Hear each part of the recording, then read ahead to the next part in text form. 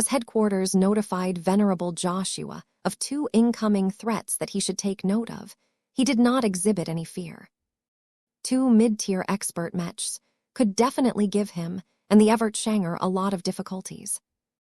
It might not be viable for him to defeat either of them, but he was confident in his ability to survive their assaults and distract them as long as possible if he focused on defense and evasion rather than attacking. However, there was no need for him to play chicken this time. The powerful presences that he had bonded himself to at this moment did not allow him to shirk this engagement. "We're about to have a tough time, Evertshanger," Venerable Joshua said with obvious strain in his voice as he tried to balance all of the voices in his head. The Evertshanger exuded a ripple that could be taken as a sign of apprehension, excitement, or maybe both. "This is what I was made for, partner," the living Mech audibly responded to Joshua. "This is why we were put together. For the first time in years, we are about to do battle in the way that my maker intended us to fight." "What about the battles we fought before?" "Before we were not complete," the living Mech stated. This was true. A large part of what defined the Evertshanger in the first place was because it was always meant to equip different mounted wargear loadouts. It might look like a hero mech on the surface, but in reality, Vess envisioned it as a semi-modular mech platform just like the Bright Warrior, but to a more extreme degree. The only complications that bothered Venerable Joshua were that piloting a mech within another mech was much more difficult and complicated than piloting the Evertshanger in its base form. "The amount of data I need to process is so much greater that it is no wonder that mounted wargear isn't all that common," Joshua whispered. When it came to normal mechs, if any of them equipped mounted wargear of a comparable size and complexity as the Titan V project, their mech pilots would have to possess at least A-grade genetic aptitude to maintain control over all of the important processes. The Evertshanger and the meat suit combined actually produced an even greater load, but fortunately, Joshua was an expert pilot whose data processing capacity exceeded that of mortals. Even so, this was the first time that Joshua truly felt that he had approached his elevated limits. Compared to a relatively simple and one-dimensional mounted wargear loadout like the City Breaker, the Titan V project was like a whole ecosystem in itself. After several years of researching different alien tissue samples and coming up with increasingly more abstruse methods to combine them into an unholy amalgamation, the Titan V project could very well be described as a chimera.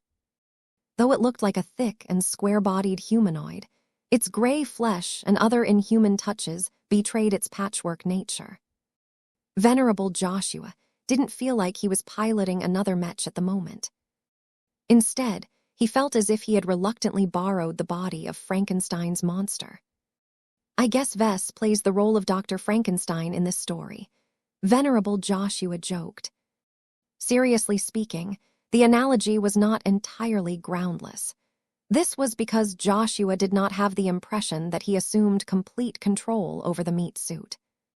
Instead, it felt as if he was given permission to drive the Titan V project. The bestial and aggressive personality of the meat suit was not as easy to befriend as the other entities that Joshua had met over the course of his career. It didn't matter that the Titan V project was not as aware or sentient as the Evertshanger. The strength and spiritual magnitude of the meat suit was considerably stronger for some reason, and made it a lot harder for other influences to restrain it and keep it under control. In the past, when Joshua described how difficult it was for him to harness the meat suit during live practice sessions, the Patriarch mentioned a brief story about one of his past experiences. "Do you remember the time, Tusa, and I got trapped on the surface of Prosperous Hill VI during our visit to the Life Research Association?" Joshua nodded. That was a wild time, especially at the end. Vess' eyes glazed over as if he was recalling a powerful memory.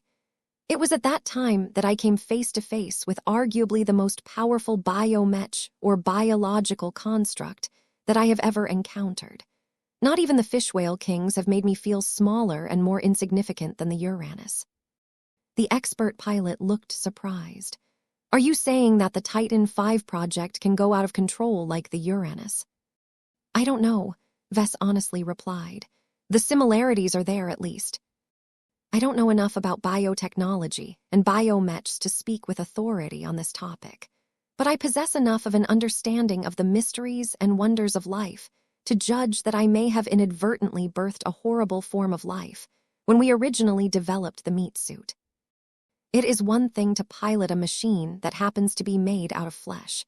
Controlling it is not that different from controlling the other mounted wargear loadouts, such as the City Breaker. However, as soon as I imparted it with the spark of life, I have found that it has evolved into something greater and perhaps more terrible. This was disturbing news to Joshua. He was familiar with many living mechs, but to hear that the Titan V project was not as friendly as them was quite a difficult truth to accept. Is it wise to make use of the Titan V project when it is so difficult to control? The expert pilot cautiously asked. Though he was not a coward, he did not dare to gamble on this matter. Just thinking about how the Uranus completely devastated entire city districts and destroyed a handful of expert mechs in an instant during its infamous rampage already made him concerned that the meat suit might follow suit one day.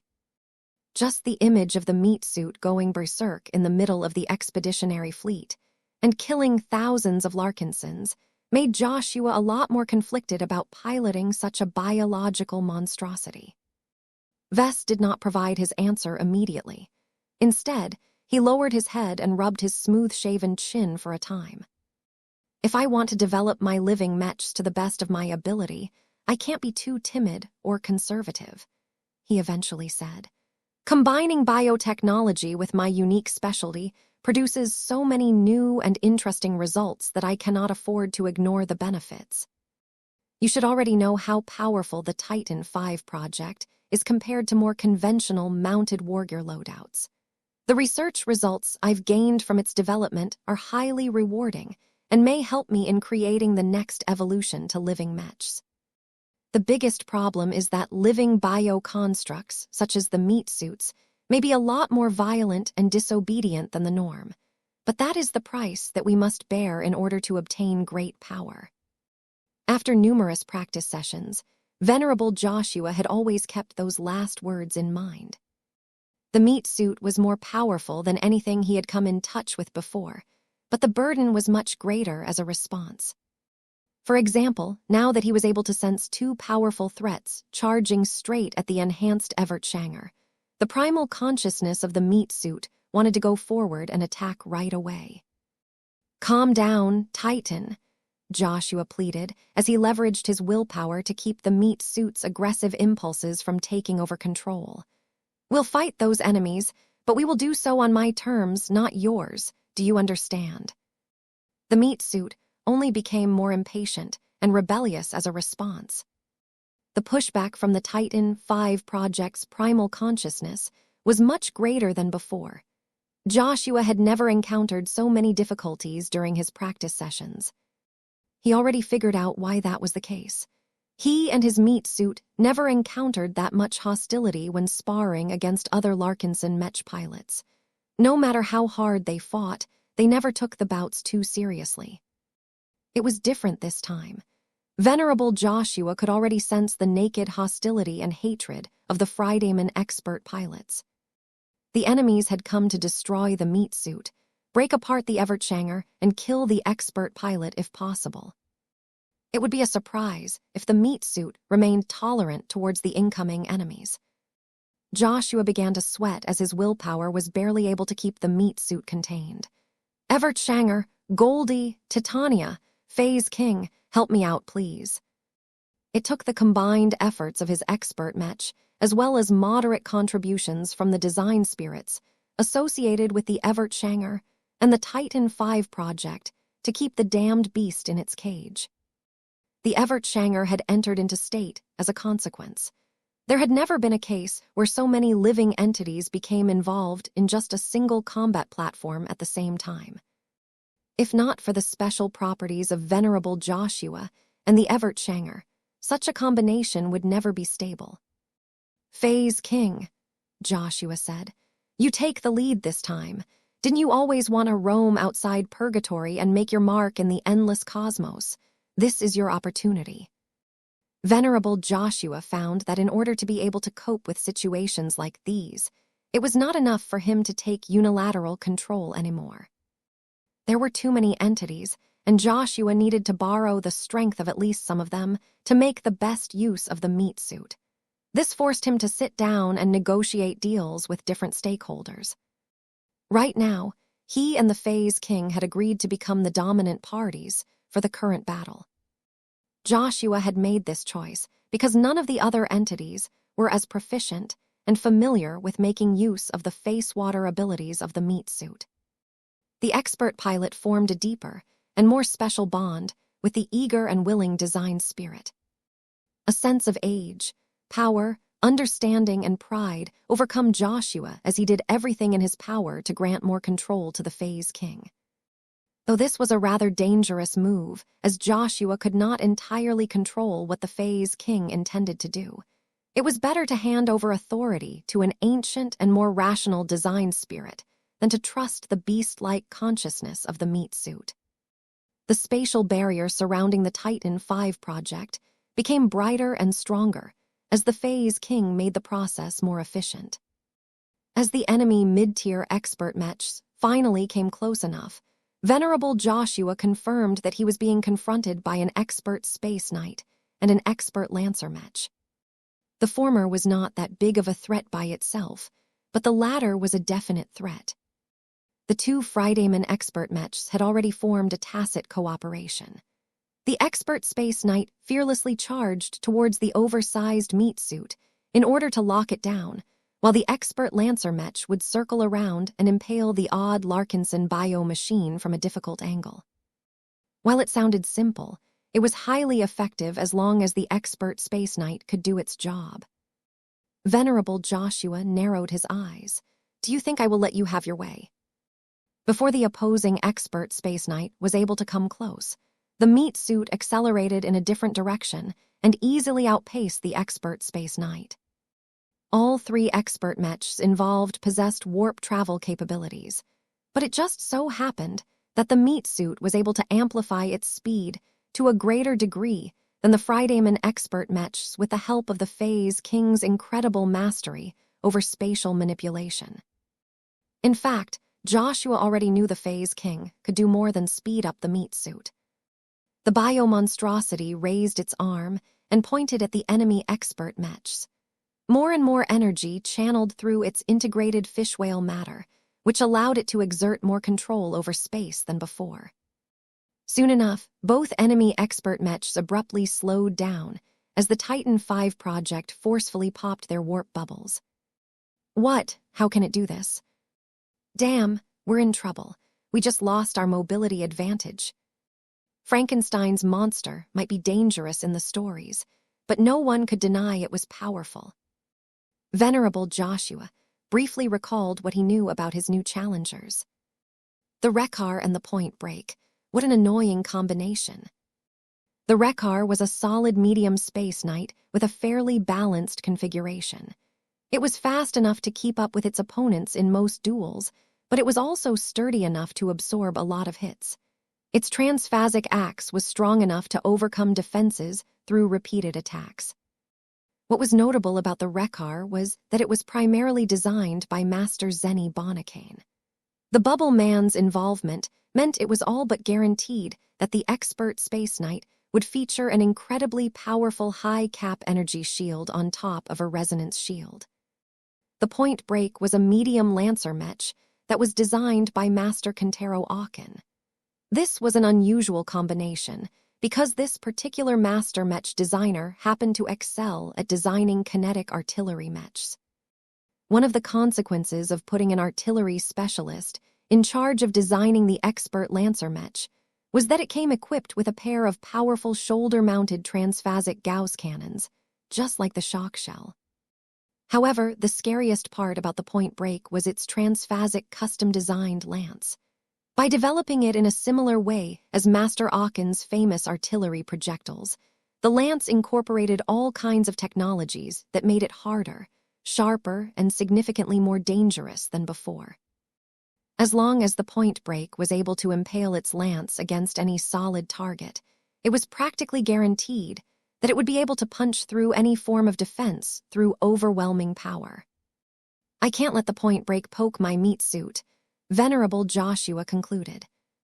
His intuition already sensed a lot of threat from the point break's lance. Its danger level was incomparable to that of the Rekar's axe. Read novel Fulme. In Mech combat, lances had always been the best solution to take down stronger and larger targets.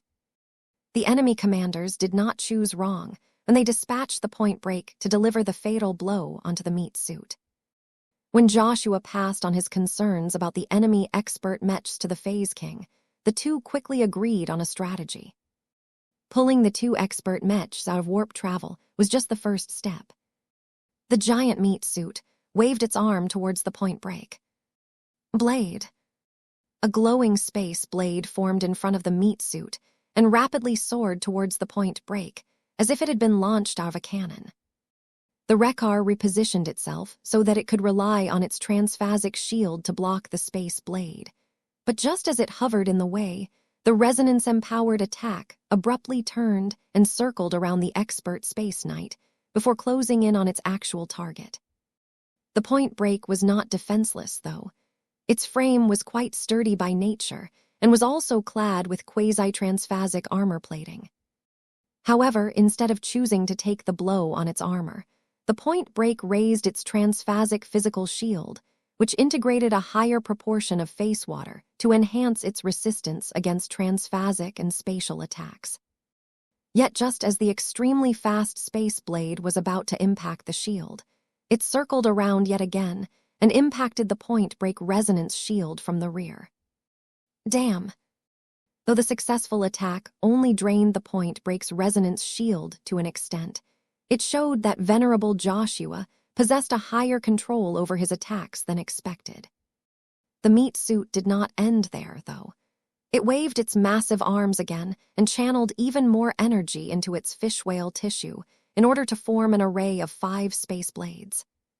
Soon, those space blades launched forward at great speed and completely bypassed the Rekar in order to drain the point break's defenses even further.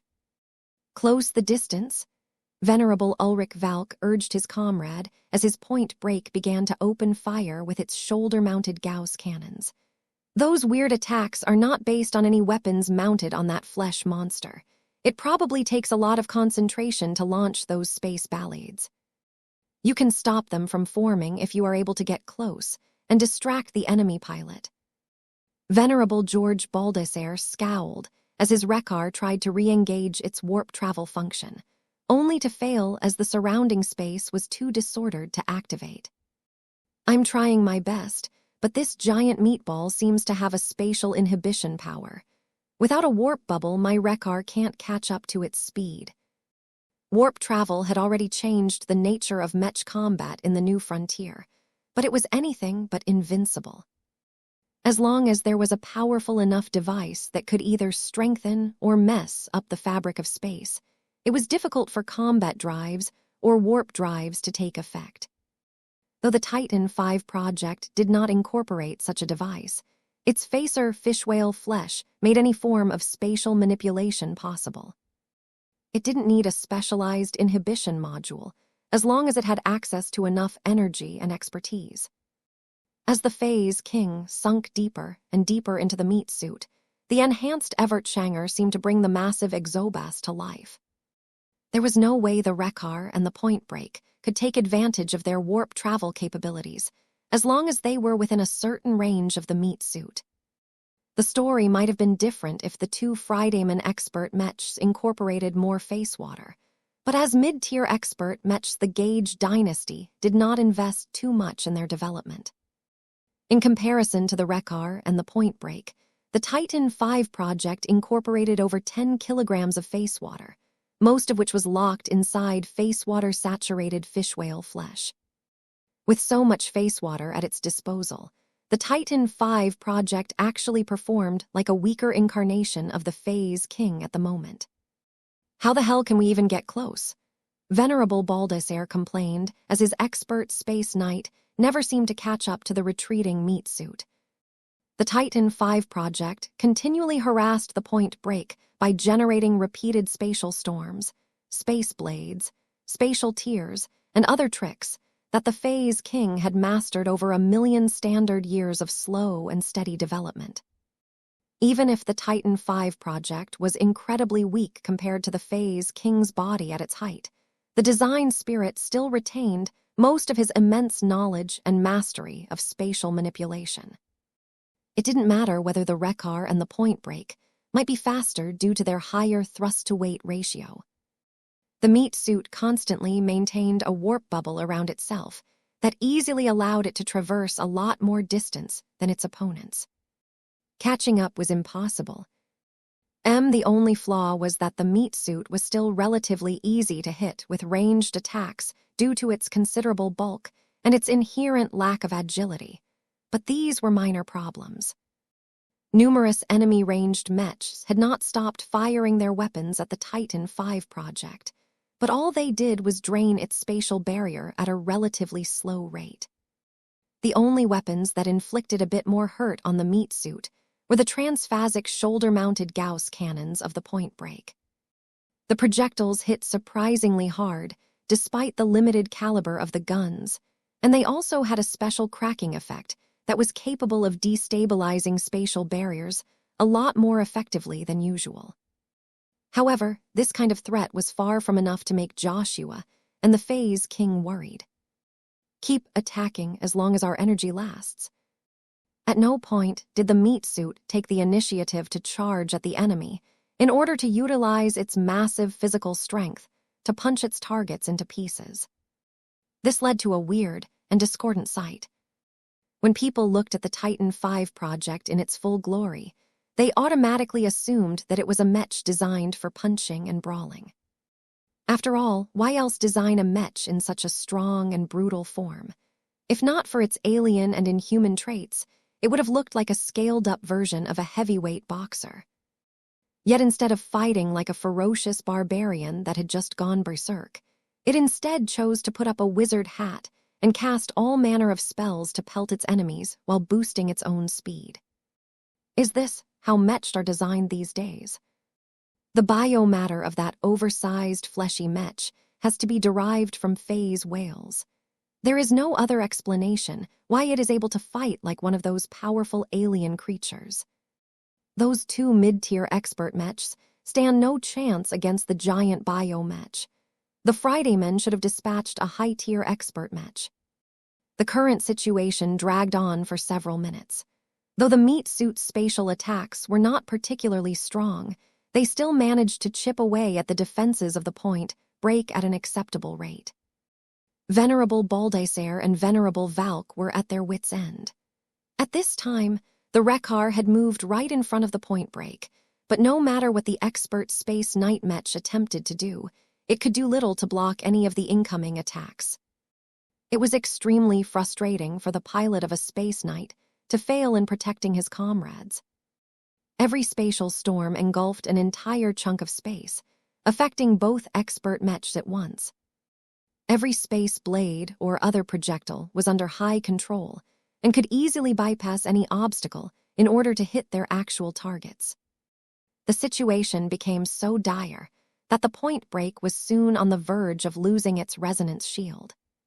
"We can't go on like this, Baldaras. My Point Break will get consumed over time if we don't change our approach." "Then what do we do, Valk?" "Retreat." "What?" "We can't allow ourselves to get kited to death by this monster. Just go back and call for backup. We need a more powerful mech like the Scorpion Commando to stop these oversized biomechs in its tracks." This was actually not a bad idea. The Wreckar and the Point Break decisively turned around and attempted to run back towards friendly lines. Venerable Joshua and the Phase King weren't having any of it, though. They smelled blood and did not want their prey to escape alive. Chase. The Titan V project warped forward and utilized its vastly superior traversal capabilities to keep up, while continually launching more spatial attacks on the Point Break. Soon enough, the enemy expert Mech's resonance shield broke after getting bombarded by 7 space blades in quick succession. The next volley of spatial attacks that the meat suit launched towards its target began to bite into the armor and the weak points of the expert Lancer Mech. Though the Point Break was not a fragile doll that would collapse at the first blow, it did not have a good way to protect its vulnerable flight system. "My Mech won't last long enough at this rate," Venerable Ulrich Valk realized as he could clearly sense the constant spatial attacks chipping away at the defenses of his Point Break. "If I can't run, then I need to stake it all in a single throw of the dice. I need to charge." As Venerable Valk became more desperate, his willpower condensed a bit more, which directly strengthened the true resonance affecting the Point Break. "I will not be bound." Somehow, an invisible shackle broke, causing the Point Break to regain its warp travel function. Venerable Valk did not relax in the slightest, though. The reason why he was able to break the inhibition was because he had supercharged his willpower and exerted it to an unhealthy degree. He couldn't maintain this overloaded state for long, so he quickly urged his Point Break to circle around and accelerate directly towards the meat suit. Now that the Point Break was able to form a warp bubble again, it finally had a chance of catching up to the enemy flesh machine. The lance of the Point Break already started to glow as Venerable Valk infused it with power.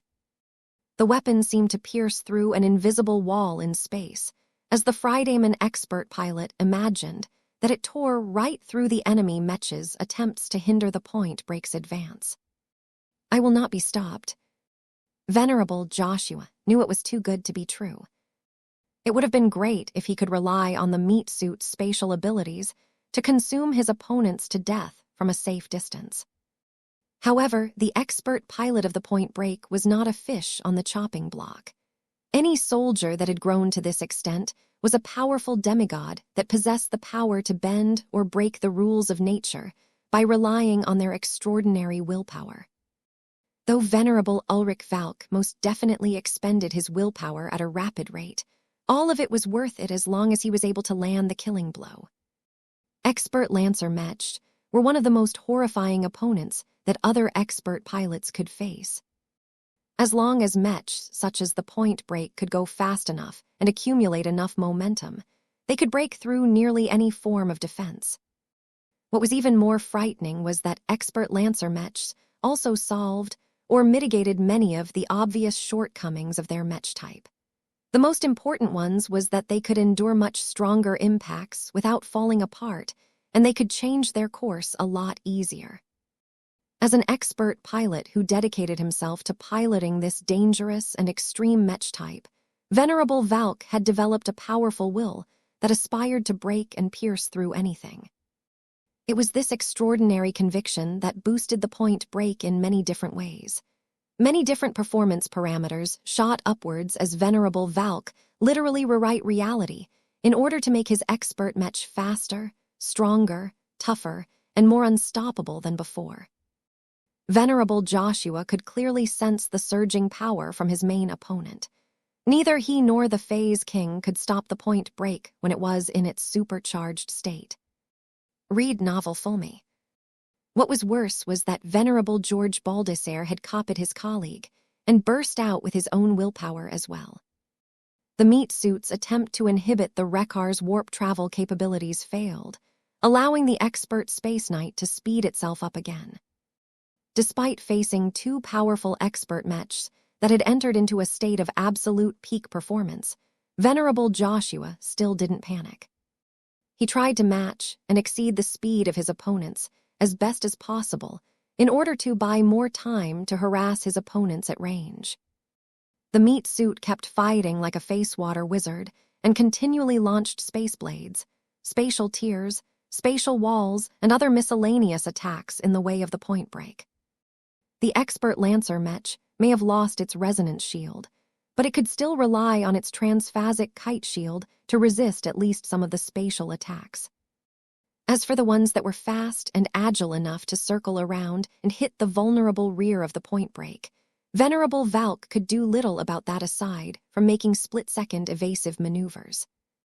Even though the Titan V project focused as many attacks on the flight system of the point break as possible, how could such a crucial element be so easy to destroy? Every expert Mech's flight system was strengthened and reinforced to the utmost in order to resist as many attacks from enemy expert Mechs as possible. "You will not break me so easily, Larkinson," Venerable Valk sneered. The overstimulated true resonance strengthened the frame of the point break to such a degree that it was able to prevent its flight system from falling apart too quickly. All of the damage dealt to it so far were merely inconsequential. It took repeated attacks on the same parts in order to lower the speed of the charging expert Lancer Mech. It became increasingly clear to Venerable Joshua that his Titan V project could not immobilize the point break fast enough. In order to ensure that his Lancer Mech could get close enough to the meat suit to impale its lance into his target, Venerable Valk did not even fire his shoulder-mounted Gauss cannons anymore. He gathered all of his willpower and other thoughts in order to form an overwhelming need to charge forward. Just charge forward. The glowing expert Lancer Mech even began to glow brighter, which promptly caused it to look like a bright comet that was soaring through space. As the distance between the two Mechs closed more rapidly than Venerable Joshua wished, his mind as well as the minds of the other entities connected to the enhanced Everett Shanger worked hard to form the best possible response to this situation. The Titan V project did not possess any other ranged capabilities that were powerful enough to stop the point break in its current state. Though Joshua had developed a lot of messy prime abilities with the Everett Shanger by deepening his cooperation with numerous design spirits, their strength left much to be desired. Besides, most of them only worked when the Everett Shanger was in its base form. The meat suit was so bulky and added so much external interference that it was difficult to pull off tricks such as forming a clone with the help of Arnold's intrinsic power. Other tricks might work against average opponents, but when his enemy was in such a focused and concentrated state, it was difficult to shake this kind of momentum. Joshua's eyes hardened. If I can't avoid a collision, then I'll have to minimize the damage. The meat suit had already begun to take action. One of the flaws of the Titan V project was that it was not covered by an external exoskeleton. There was a reason for this design choice. While the absence of organic armor plating meant that its exterior was not that hard, the advantage was that the meat suit could easily alter and modify its own shape. A lot of flesh slowly began to pull away from the legs and the rear in order to reinforce the torso of the meat suit. Just like how the Maiden of Adversity was able to reposition its modular armor plating to protect what was important, the Titan V project was able to rearrange a part of its biomatter to achieve a similar result. The shape of the humanoid meat suit became a lot more deformed. Its balance had been broken as its legs and other parts of its biological frame looked as if they had become atrophied. All of this took place so that the meat suit was able to add a lot more buffer to its front torso. Naturally, Venerable Valk saw what had happened, but what could he do? Even if his Lancer Mech was a bit more agile than ordinary Lancer Mechs, it was unrealistic for it to rapidly circle around and drive its lance through the meat suit's underprotected rear. The Fridayman expert pilot chose to believe in his own strength, and his point break's ability to pierce and shatter every obstacle. The distance between the two machines shrunk quickly. As the two machines were just seconds away, the meat suit crossed its arms in front of its torso, while the point break shone dazzlingly bright. Slay the dragon. Though Venerable Joshua tried his best to move his meat suit aside in order to prevent the enemy from hitting anything critical, the enemy expert pilot was too skilled to allow this to happen. The lance of the point break deftly slipped past the crossed arms and sunk almost straight into the center of the meat suit's chest. A humongous explosion of energy erupted when the point break successfully unleashed all of the energy that it had built up throughout its charge. The blast of energy was so blindingly violent that not even the Rekar was able to proceed forward for a time. Soon enough, the energy blast dispersed, allowing observers to detect exactly what had happened. The point break succeeded. The Friday men paying attention to this battle erupted in cheers when they saw that their side attained at least one small win. The state of the point break was not that good, to be honest. Venerable Valk exceeded a lot of safety parameters in order to ensure that his blow would be able to take down the large monstrosity in a single hit. Due to losing its resonance shield, the point break suffered a fair amount of structural damage. Its armor plating was cracked, especially on the side closest to the arm that held the lance. The weapon itself was not in the point break's grasp anymore. In order to relieve its weaponless condition, the point break reached out from behind and retrieved another lance that quickly extended itself to reach its full length. The point break could still perform another charge, though not at the same level of power as before. Its frame was no longer in an optimal state, and Venerable Valk had depleted a lot of willpower to enable his previous attack. Is it gone? When people looked at what had happened to the meat suit, they wondered whether it was truly down for the count. The damage inflicted by the point break was absolutely devastating. The lance designed by Master Kentaro Akin was not as simple as an implement that was meant to poke a giant hole into a mech. It was designed to function as a penetrating explosive shell that erupted with incredible power shortly after punching through as many defensive layers as possible. This way, the point break was not only able to expand any faults created by the initial piercing thrust, but also generate a lot of follow-up damage that was usually enough to destroy the internals of a target mech. Initially, it looked as if the meat suit was not able to escape this fate. Its spatial barrier and resilient astrobast-derived flesh were not strong enough to prevent the point break's lance from punching through. The charge attack did more than that, though. The lance still had so much energy left that it even impacted and drained a huge portion of the Evertshanger's resonance shield. What was even more devastating was that the lance's transphasic nature meant that it was partially able to bypass the Evertshanger's resonance shield and drive its tip through the chest armor of the base mech underneath the meat suit. After that, the lance instantly self-destructed, inflicting damage that was comparable in power to a transphasic grenade, but much more concentrated in where it directed its explosive power. The aftermath was an ugly sight to the Larkinsons. The entire front upper chest of the meat suit looked like a bomb had set off, causing thousands of chunks of shredded alien flesh to launch off into space. The Evertshanger itself also suffered a lot of damage. The unending alloy armor plating had done its best to limit the damage as much as possible, but the point break's overwhelming strike was so powerful that entire fragments of unending alloy had broken loose as well. So much of the Evertshanger's internals had become broken that it was practically certain that its performance had become crippled. The only consolation was that the Evertshanger's cockpit and other essential components, such as the power reactor, still remained functional even if they were a bit banged up from the strike. It's dead. At least the biomech stuff should be dead. The only thing we need to do is to land the finishing blow on the base mech underneath all of that biomatter.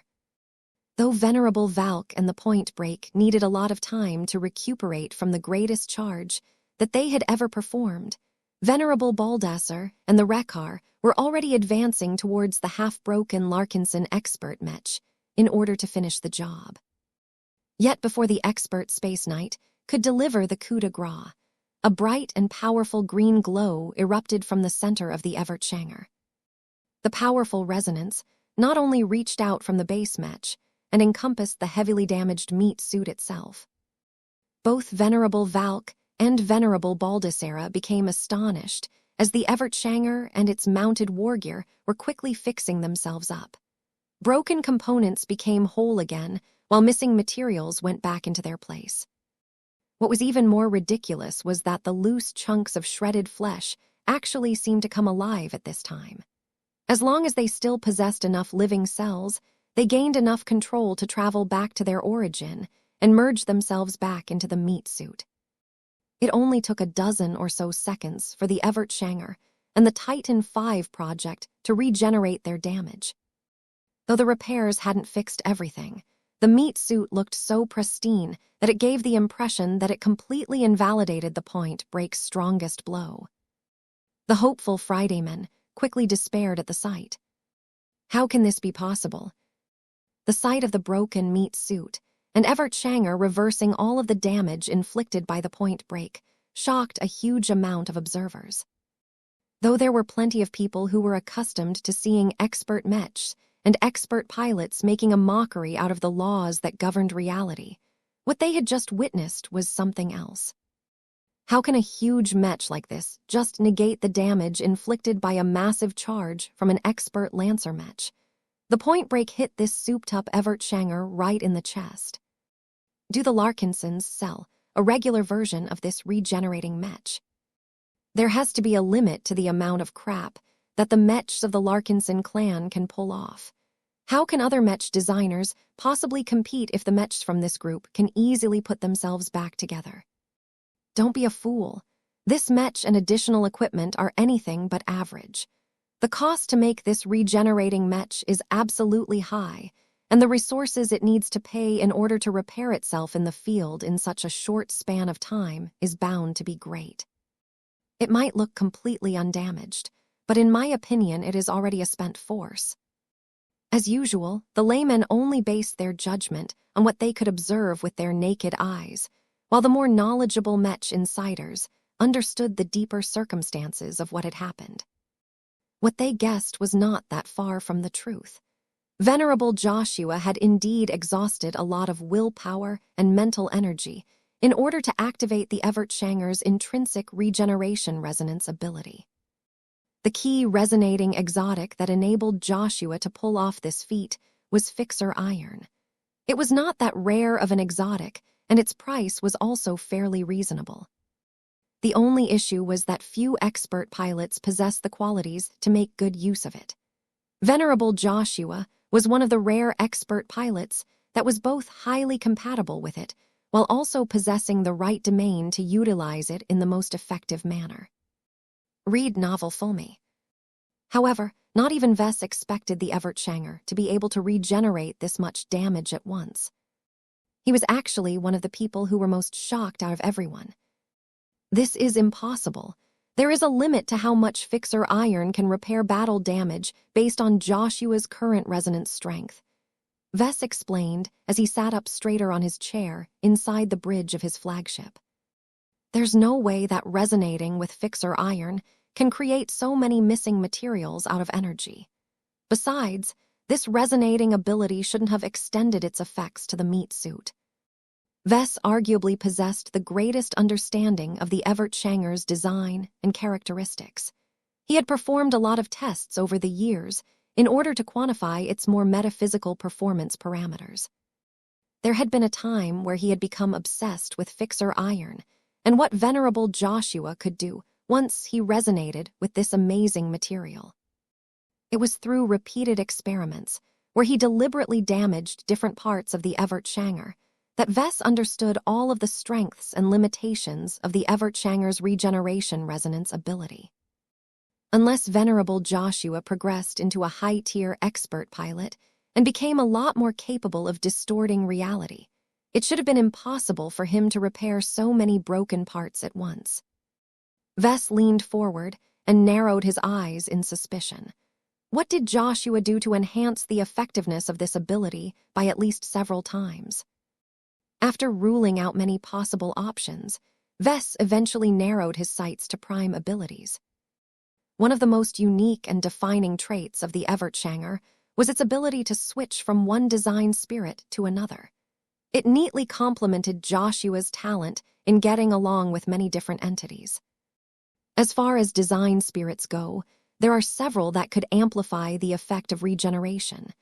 There is the Superior Mother, but there is also Gaia. Vess widened his eyes in realization. Gaia. He immediately concluded that it was none other than Gaia herself that had lent a hand to venerable Joshua in this critical moment. Only a design spirit that had moved closer and closer to the power of a so-called true god could supercharge the Evertshanger's regeneration to this extent. Vess did not anticipate that venerable Joshua's relationship with Gaia had grown to this degree. Despite being her progenitor, Gaia almost never listened to Vess. She even refused to function as the design spirit of a couple of Mechs that Vess had come up with over the years. Gaia had no need to gather low-level spiritual feedback from Mechs. Vess also had the feeling that she disdained the Mechs that he had designed with her in mind. Perhaps only first-class Mechs or high-level Mechs could obtain her approval. If that is the case, then the Evertshanger should definitely be the Larkinson Mech that appeals to her the most. As Vess thought about all of the implications of Gaia's willingness to lend a hand to venerable Joshua and the Evertshanger, the battle between the three powerful expert Mechs picked up again.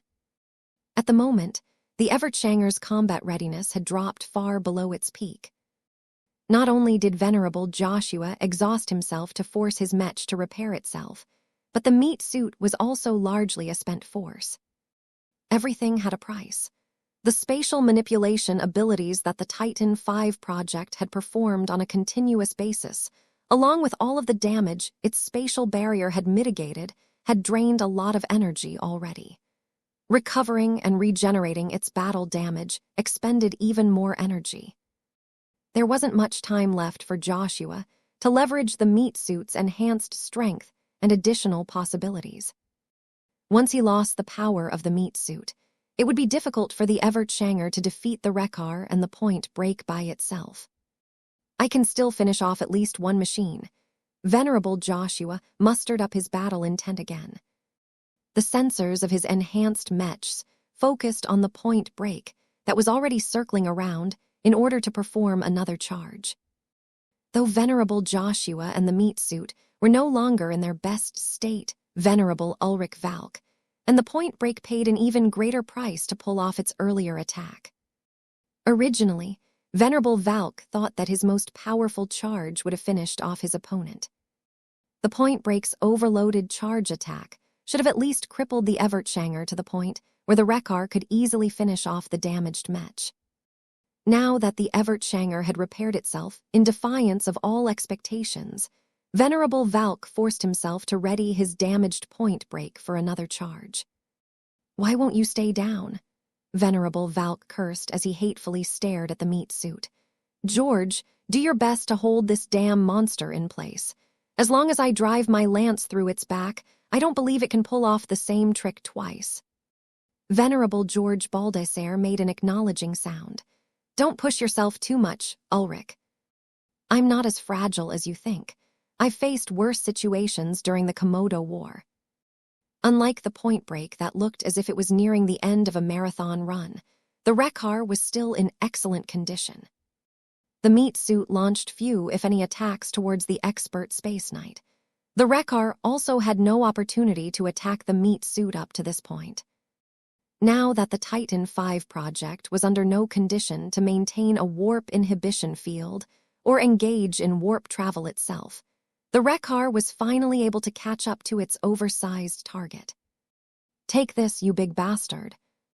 The Wreckar's transphasic axe glowed as it was about to chop down at the meat suit.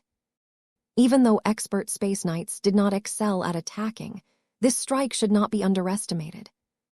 Venerable Joshua recognized the threat, but he did not want to fight against the Wreckar at the moment.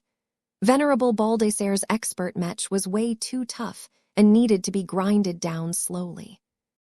While Joshua was confident that his Evertshanger could defeat the Wreckar, even if it lost the meat suit, he did not want to do so with the Point Break hovering in the background. The best course of action that he could take was to take the Point Break off the board first. Unfortunately, venerable Valk clearly knew this as well, and kept his expert Lancer Mech at a safe distance until he was ready to commence his charge. The Titan V project attempted to summon a couple of weak space blades and launched it towards the Point Break, but none of these attacks had much effect anymore due to the depletion of the meat suit. The wizard had exhausted his magic. If that's the case, then I'll fight you in a different way, Joshua decided. He first had to lure the point break closer, and to do that he needed to fight against the Rekar first. As the meat suit and the Rekar brawled against each other, neither side held back their aggression. The meat suit had returned to its original and more violent combat approach by relying on brute force to wear down its opponent.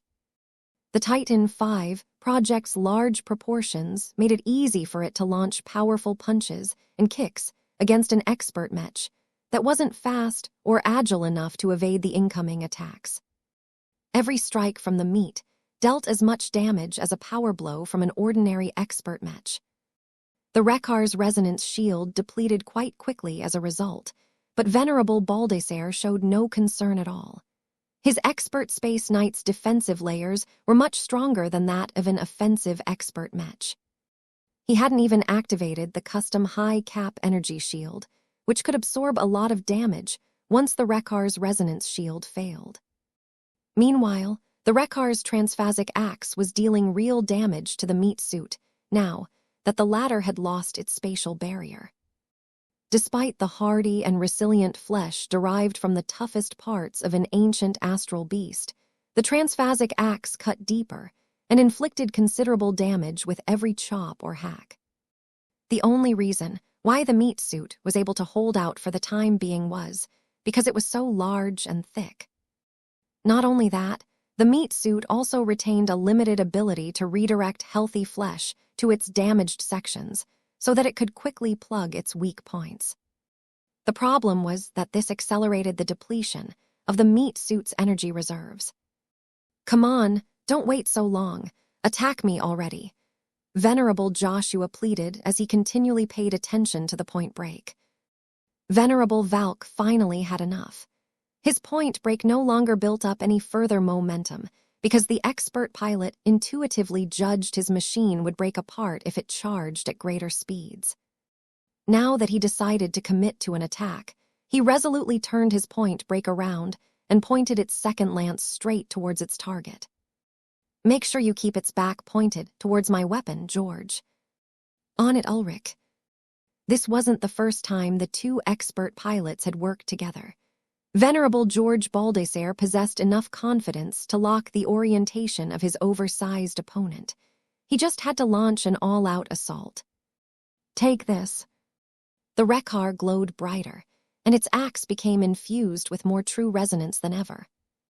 Each strike tore out a greater hole in the bloody chest of the meat suit than before. Even if the meat suit turned around in the end, it would just allow the Rekar to savage its back. Though Venerable Joshua recognized that he had fallen into another difficult situation, his eyes shone as he felt more alive than ever. "I hope you won't disappoint me this time, Titan." As the point break rapidly advanced forward to the point where it was almost ready to drive its lance through the back of its target, a mutation had suddenly occurred.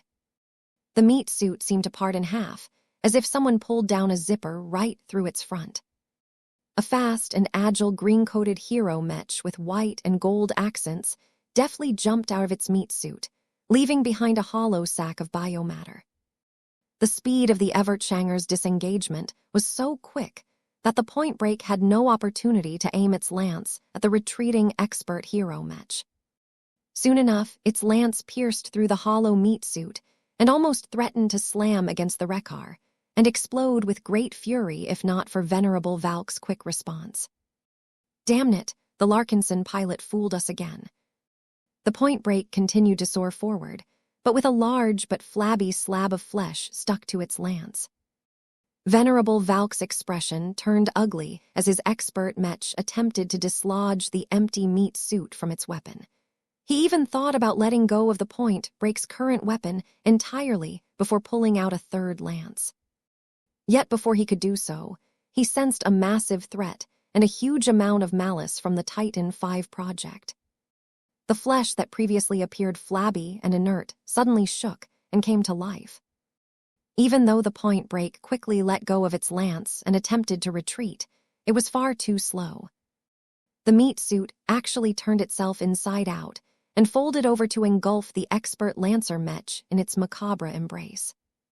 Ah! The monstrous meat suit completely wrapped around the point break and began to squeeze and attack its entire frame. It was as if a bio-monster had devoured an entire expert Mech. Venerable Joshua finally felt liberated now that his Evertshanger had shed the meat suit.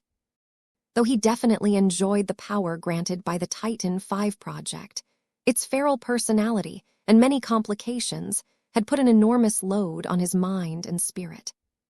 The meat suit's bulk and mass also confined his Evertshanger in a way that vastly reduced its combat options. Joshua felt much better now that he was down to piloting his Evertshanger in its purest form. Though the state of his expert Mech was not at its best due to regenerating so much battle damage earlier, it was still in a much better condition to finish the fight. While the Evertshanger had just gotten rid of a heavy burden, another expert Mech happened to take it over.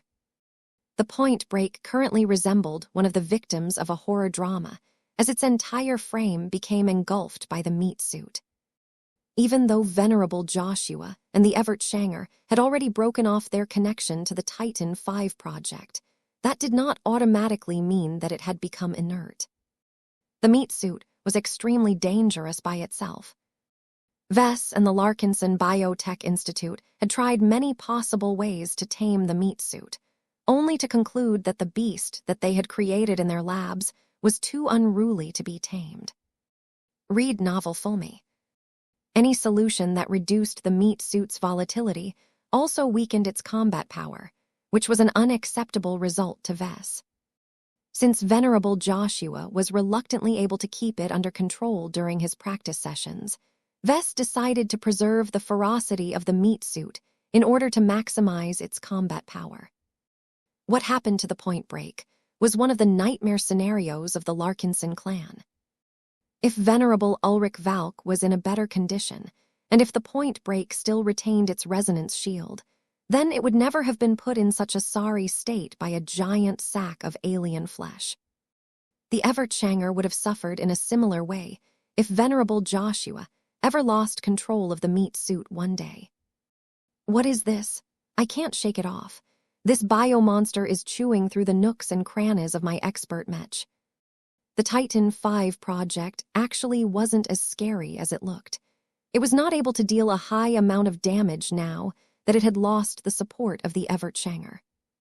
Its energy reserves were also low, so it could do little but surround the point blank while grinding away the weak points of the enemy expert Mech. Exposed parts and areas such as sensor arrays, and the fight system became especially vulnerable to the meat suit's invasive attacks. The most difficult aspect about the meat suit's attack method was that a melee Mech like the point break had few effective ways to damage the meat suit. Its limbs were all enveloped with strong alien flesh, which not only prevented it from wielding any weapons such as a backup knife, but also inhibited the expert lancer Mech's ability to do anything else. An expert hybrid Mech like the shock shell could have at least fired its integrated weapons and clear a bit of space on its exterior. If this continued, then the meat suit would inevitably break through the weakest layers of the point break and drill inside so that it could ravage the internals. That would most certainly doom the expert Mech. Only external assistance could help the point break dislodge the meat suit. "I'm coming, Ulrich," Venerable George Baldassare called. "Hold it together and wait for my assistance." The Wreckar no longer tried to pursue the Evertshanger and quickly flew towards the trapped point break. However, the Evertshanger was faster. The Larkinson expert Mech had already raced towards the point break with the intention of eliminating this threat without giving it any chance to make a comeback. Once the Evertshanger closed in on the rear of the trapped expert Mech, it ruthlessly charged forward and stabbed its sharp and glowing heartsword through the back of the expert lancer Mech. The meat suit that had gone out of control offered a bit of resistance, but not enough to prevent the Evertshanger's blade from sinking through. The heartsword continued to sink through the rear armor of the point break and dealt considerable damage. However, the point break still remained operational.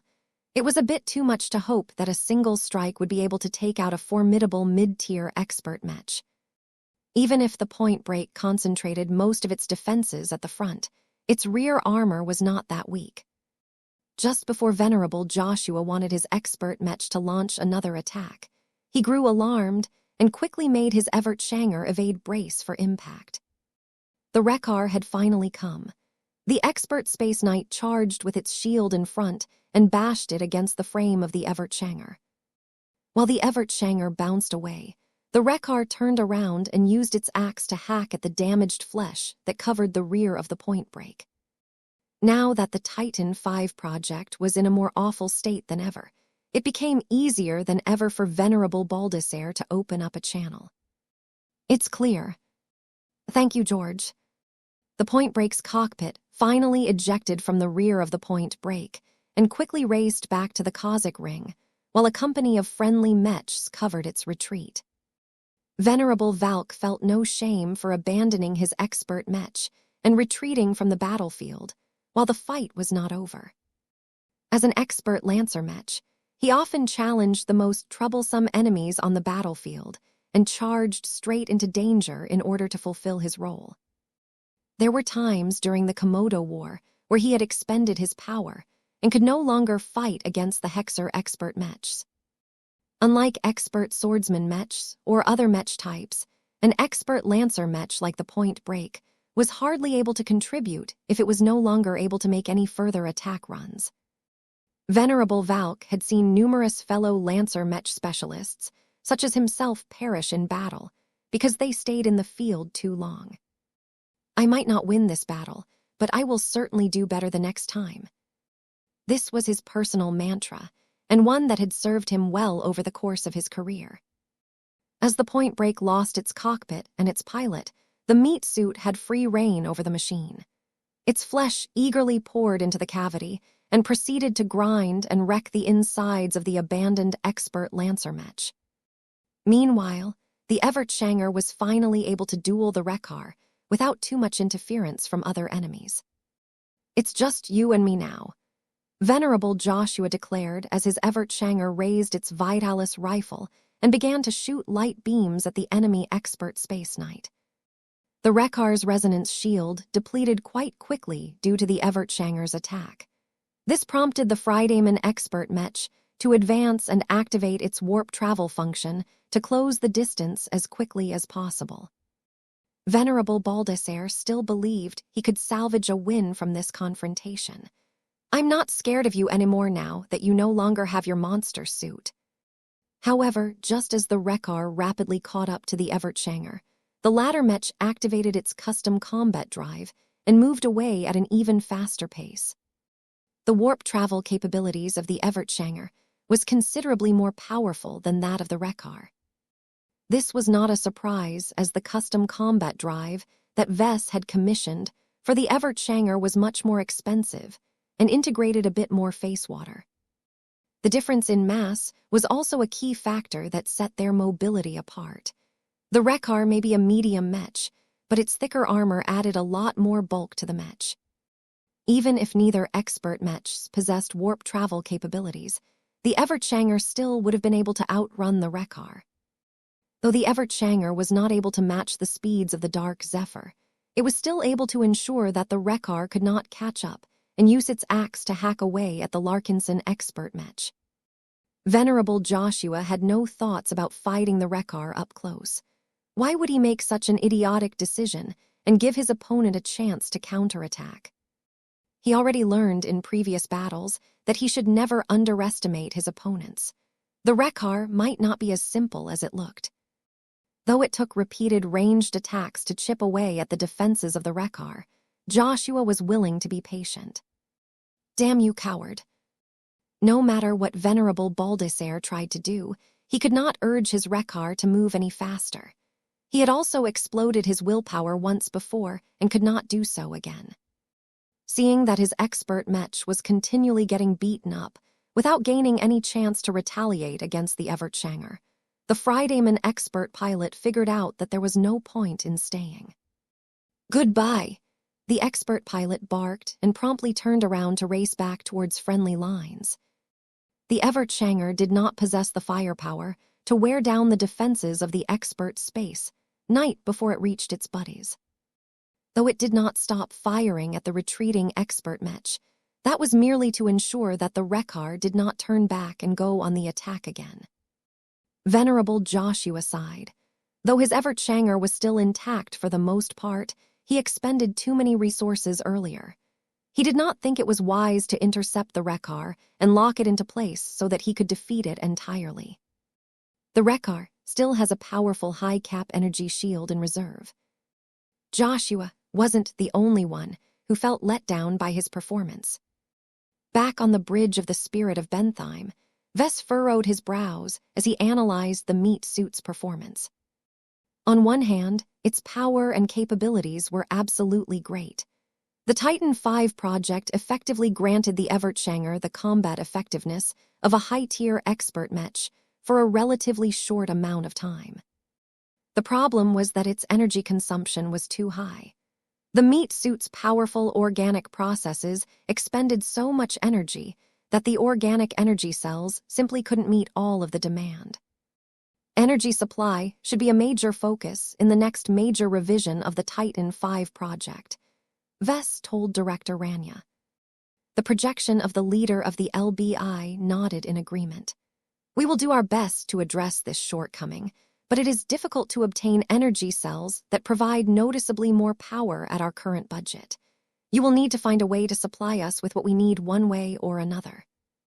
I will see what I can do, but we are already using top-tier energy cells that we can obtain from the industry. They continued to discuss the strengths and weaknesses of the Titan V project. Ves felt it had been worth it to allocate so many resources to the meat suit, but Director Rania still possessed a couple of doubts. Do you truly want to proceed with making the Titan V project stronger? Rania carefully asked. Look at what it is doing at the moment. It has gone completely berserk and is continuing to crush the Point Break, despite the fact that there is no benefit in doing so. Its consciousness has completely degenerated. Ves dismissively waved his arm. I understand the risks, but what can the meat suit possibly do against our entire clan? Our containment processes are more than adequate enough to limit the dangers. By the way, make sure to retrieve it from the battlefield before any Fridayman Mechs have the bright idea to shoot it to pieces. His fears were unfounded. Though the Sundered Phalanx would have loved to destroy this dangerous bioconstruct under other circumstances, the Fridayman Mech pilots did not have the luxury to do anything else. This was because General Verl and Marshal Ariadne Wadden had decided that the time was right for them to employ one of their most powerful means. Now that the Sundered Phalanx had suffered multiple setbacks to the point where their battle lines had become disordered, the Larkinsons and the Glory Seekers wanted to strike the decisive blows that might cause the enemy pilots to collapse entirely. Large formations of Valkyrie Mechs were already starting to take shape. An invisible cloud of death slowly started to engulf the battlefield. General Aliski Victrix grinned when she saw that the Larkinsons and the Glory Seekers finally made the moves that the Hexers had been waiting for all this time. She began to look forward to a good show, as the timing of this major step couldn't have been better. Though the Sundered Phalanx had succeeded in evacuating St. Rebecca Andis from the battlefield, the Fridaymen Mechs had lost a lot of cohesion as a result. Even if the enemy Mechs did their best to reform their battle lines and restore their formations, there were still tens of thousands of enemy machines that were awfully clumped together at the moment. This was the best time to sweep large chunks of them with a couple of death waves.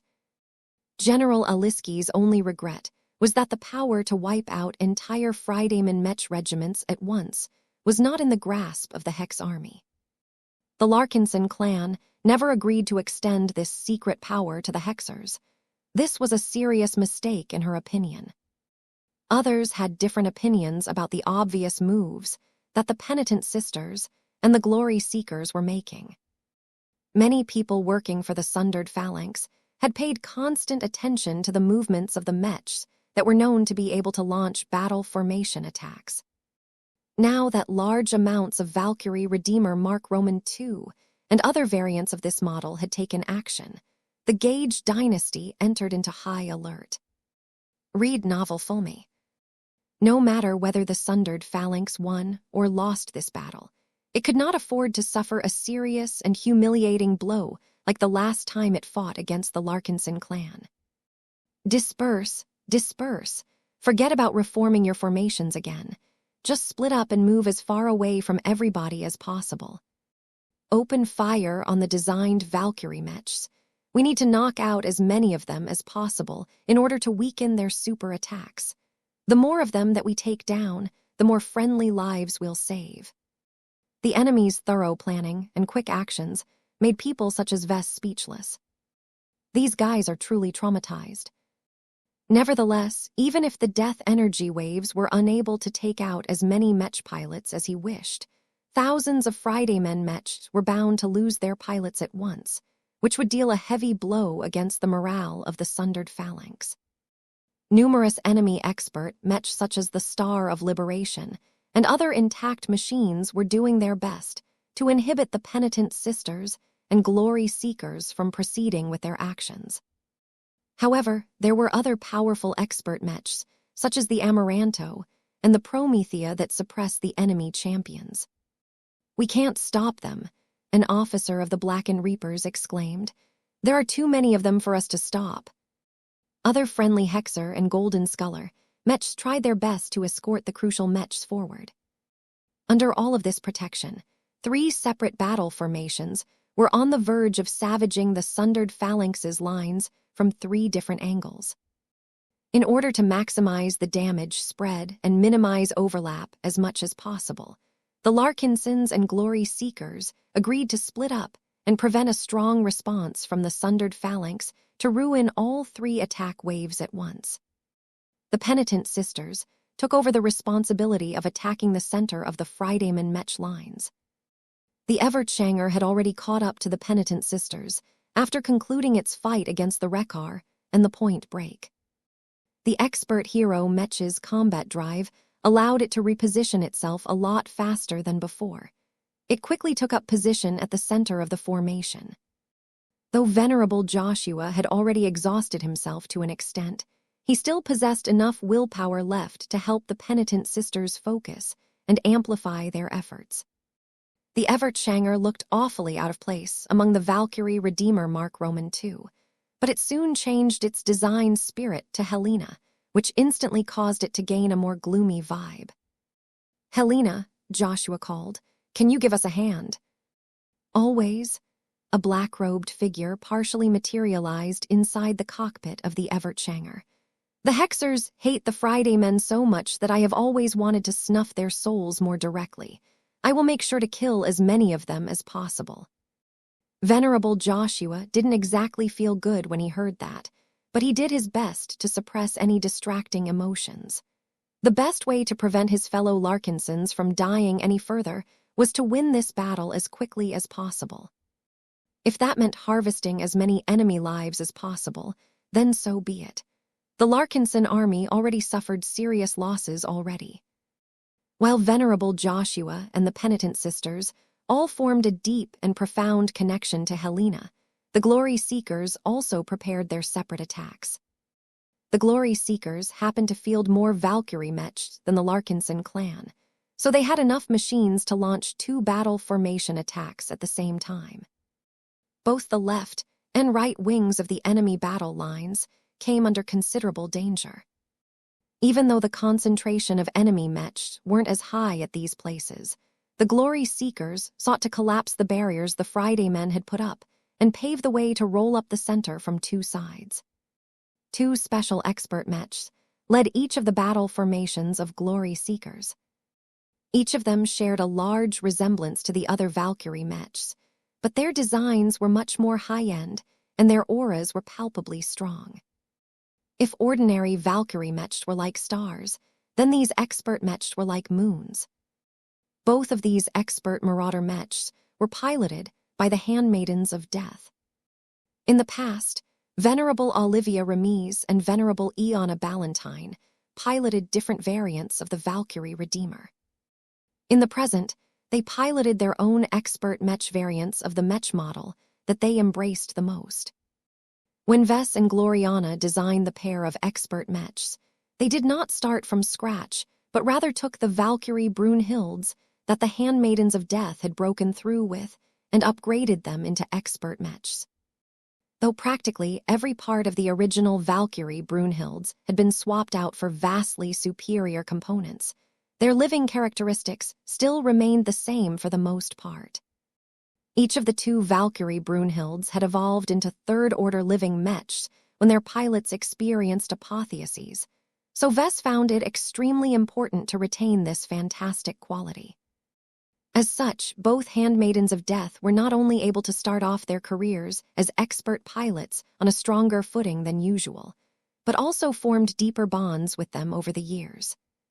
At this time, the Valkyrie Handa and the Valkyrie Krista assumed similar roles as the Evert Shanger for their respective battle formations. As the giant fork of death came closer and closer to poking the Freidaman Mech lines, nothing else seemed to matter anymore as the dark cloud increasingly pressed upon everyone's souls. No matter whether they were Larkinsons, glory seekers, crossers, hexers, or gaugers, everyone on the battlefield seemed to pay attention to the three battle formations regardless of what they were doing. This was strange, as the battle hadn't paused. Ranged Mech were still firing their guns. Melee Mech were still positioning themselves. Support Mech were still facilitating other friendly machines. At most, the Mech pilots became more distracted and reined themselves in so that they did not expose their Mechs as much anymore. Helena's presence became increasingly more oppressive across the battlefield. Over 3,000 Valkyrie Mechs offered formed channels to the Daughter of Death at the same time. There had never been a situation where a design spirit was able to descend upon the material realm to such an extent. Though some design spirits would have struggled to support 3 battle networks at once, Helena possessed more than enough power to do so. Billions of hexers already deified her, and she had also experienced a lot of growth while fighting in the Nyxian Gap. As the Valkyrie Mechs led by the Evert Shanger, the Valkyrie Handa and the Valkyrie Krista all assumed V-shaped formations. The specter of death had never loomed closer to thousands of Freidaman Mech pilots. 3 manifestations of Helena appeared at the same time. The sight of the 3 identical gray-haired maidens caused every hexer to grow more reverent towards their death goddess. Helena, Helena, Helena. With the earnest support and worship of so many hexer Mech pilots and crew members, the manifestations of Helena all seemed to grow a little more solid. The Helenas smirked and plucked the flower planted on their heads at the same time. The Death Lotuses switched from their flower mode to their pistol mode. Death energy surged inside the weapons before the Helenas simultaneously pulled the trigger. They are coming. Hold fast, men. For the Gage dynasty. It didn't matter too much whether the manifestations of Helena released their death energy attacks by waving their arms or firing their weapons. The gigantic discharges of death energy released by the Death Lotuses soon expanded into enormous waves that were bound to sweep over entire Mech companies at once. Though a lot of Freidaman Mechs had already moved far away enough to put them into the safe zone, there were still plenty of other machines that were at great risk. Just as thousands of Freidaman Mech pilots were about to kiss their spiritualities goodbye, 3 bright and powerful projectiles shot out from a half-broken orbital space fortress from the Cossack Ring and intercepted the 3 death energy waves. 3 different energy explosions quickly erupted from those sites, causing numerous unlucky Mech pilots who had strayed a bit too close to lose their lives.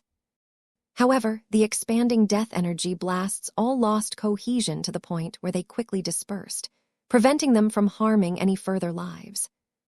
The sundered phalanx succeeded in blocking not 1, but 3 infamously powerful battle formation attacks at the same time. What? Who? This is impossible. Vess was shocked most of all. As the inventor of the battle network, he possessed a deep familiarity with its power. Each successful battle formation allowed a design spirit to exert a portion of their power on the battlefield. Though Helena wasn't able to attack the Freidaemon lines at full strength, even a fraction of her might could not be stopped by expert mechs. The only way the Gaugers could repel the battle formation attacks is to bring something stronger than an expert mech. An ace mech appeared on the battlefield. It rose from the orbital space station, where its initial strikes originated from, and warp traveled to the center of the battlefield at a pace that could easily leave the dark Zephyr in the dust.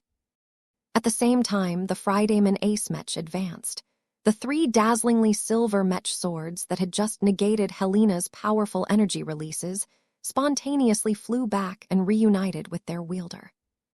The silver swords went on to circle around the ace mech as if they were planets orbiting a star. The Neo Amadeus had come.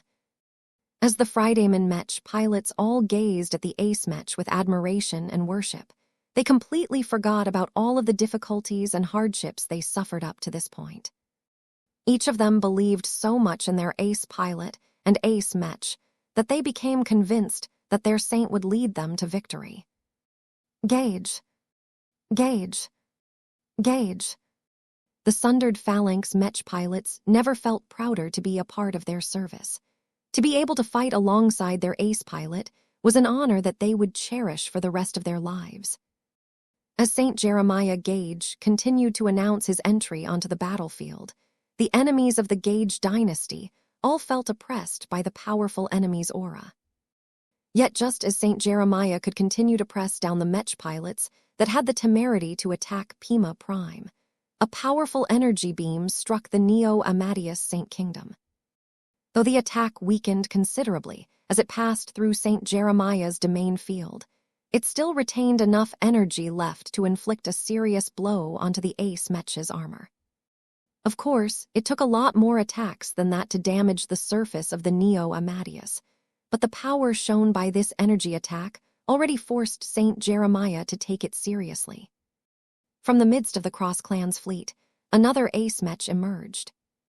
After so much waiting, the Mars finally debuted on the battlefield as well.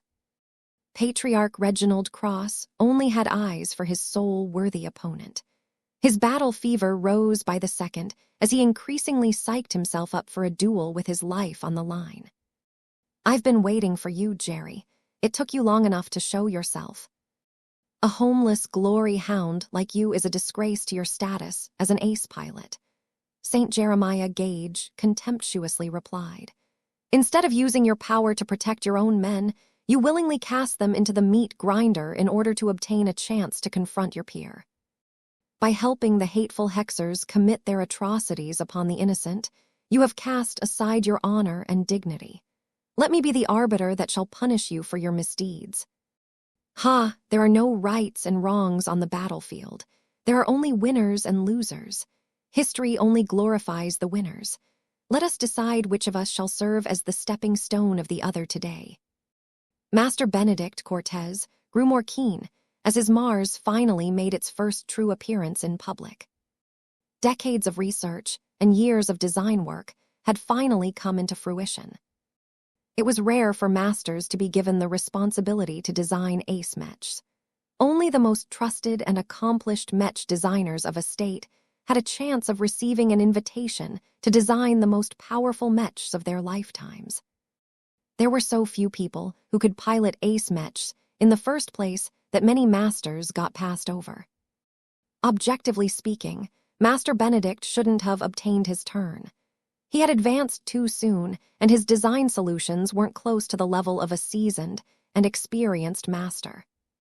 Though he managed to realize his design philosophy, the implementation of his new magma vein system and index system were still fairly rough as they were at the start of their respective development cycles. It didn't matter much to him. Qualified or not, Master Benedict never intended to pass up the opportunity to design a genuine ace mech. He had learned so many lessons and became exposed to so many new aspects of high-level mech design that he expanded his horizons and gained many new research directions. However, the Mars was currently his best and proudest work. Though it was not a solo project, it undoubtedly encapsulated his design philosophy and the ideals he pursued since he started on this career. Naturally, Benedict possessed a lot of confidence in his magnum opus.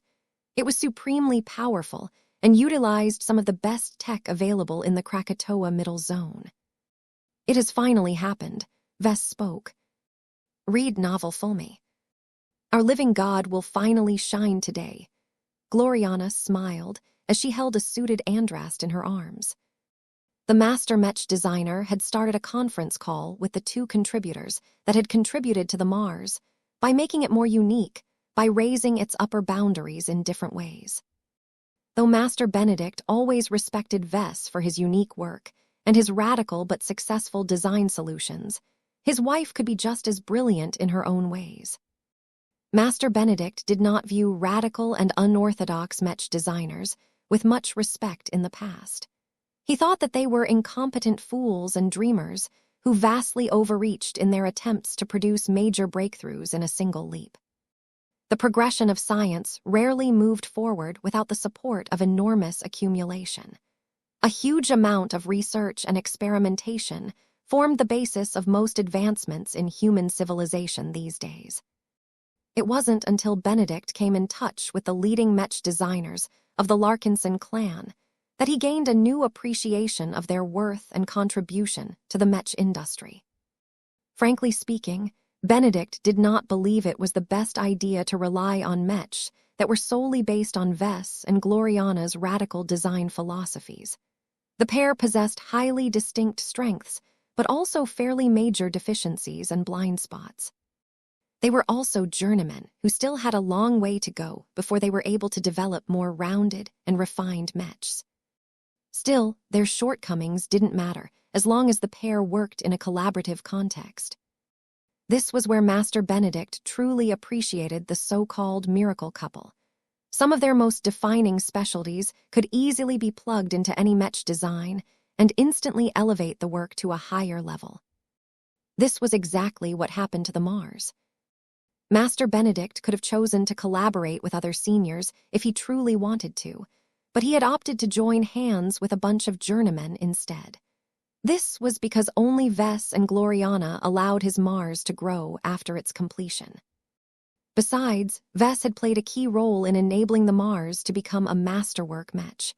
This exceptional accomplishment instantly multiplied the value of their creation and set it apart from many other ace Mechs.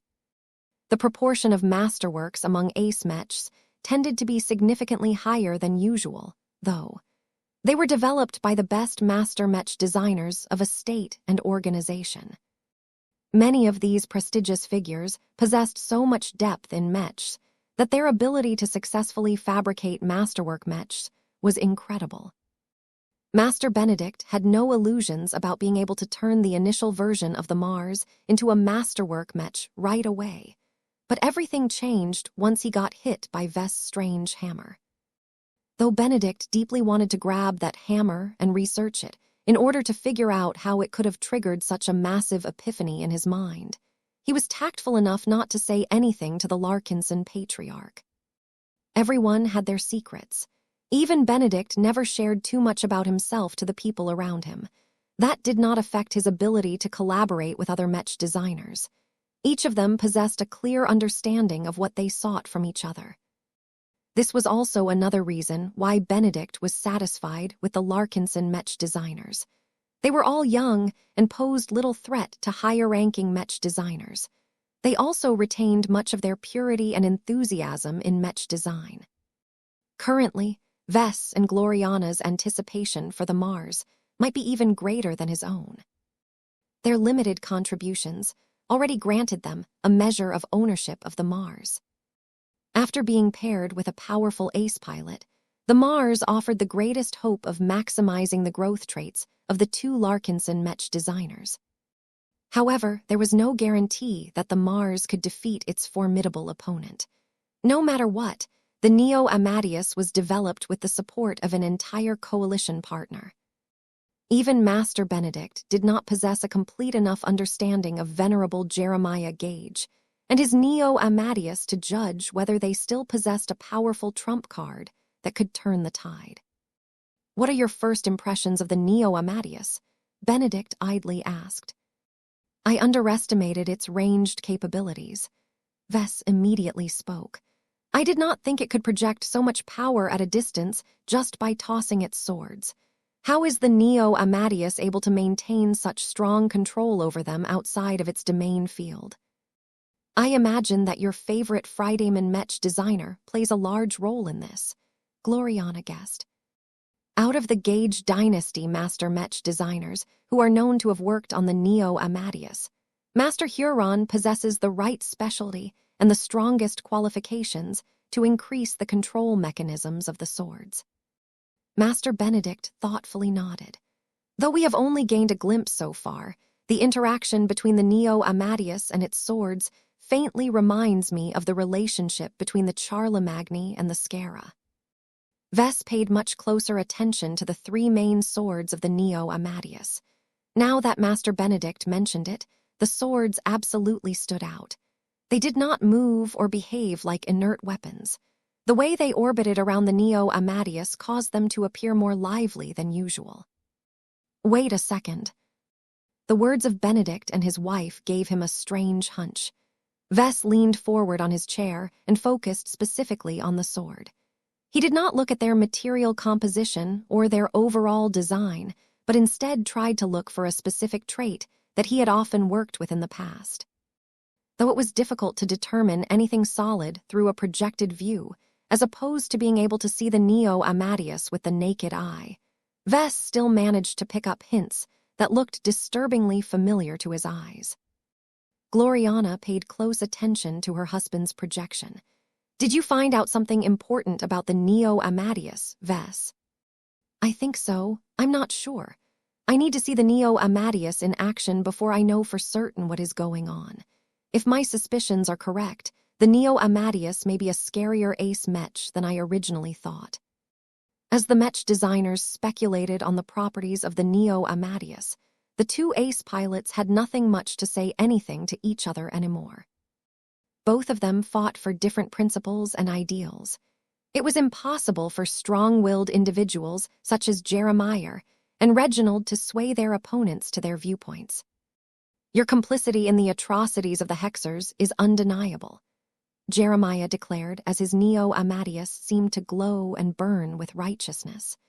"As long as you remain alive, you will continue to facilitate the Hexers in their pervasive attempts to expand their evil and cultish ways to the stars. My people have suffered enough at the hands of the Hexers. As their mercenary helper, I sentence you to death." Patriarch Reginald scoffed at those words. "Don't pretend you are some sort of arbiter of justice. I've had enough of your sanctimonious attitude. You are part of the ruling class of the Gage dynasty. The only reason why you are able to maintain your justice is because it is backed up by the biggest fist of the Friday Coalition. Only with strength and power can you determine what is right and what is wrong. I will prove to you how little substance there is to your justice by vanquishing you myself." Without another word, both ace Mechs began to ascend and fly above the plain where most of the Mechs were locked in combat. The power of ace Mechs was unreasonably destructive and could produce an enormous amount of collateral damage. Even a casual missed shot might be enough to wipe out hundreds of Mechs or down an entire capital ship. What was worse was that both Mechs were fighting in orbit of a populated planet.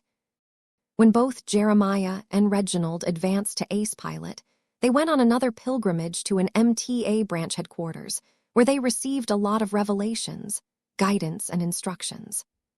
One of the most important lectures they received was what was permissible for them. The Mechers greatly emphasized the need to minimize collateral damage as much as possible.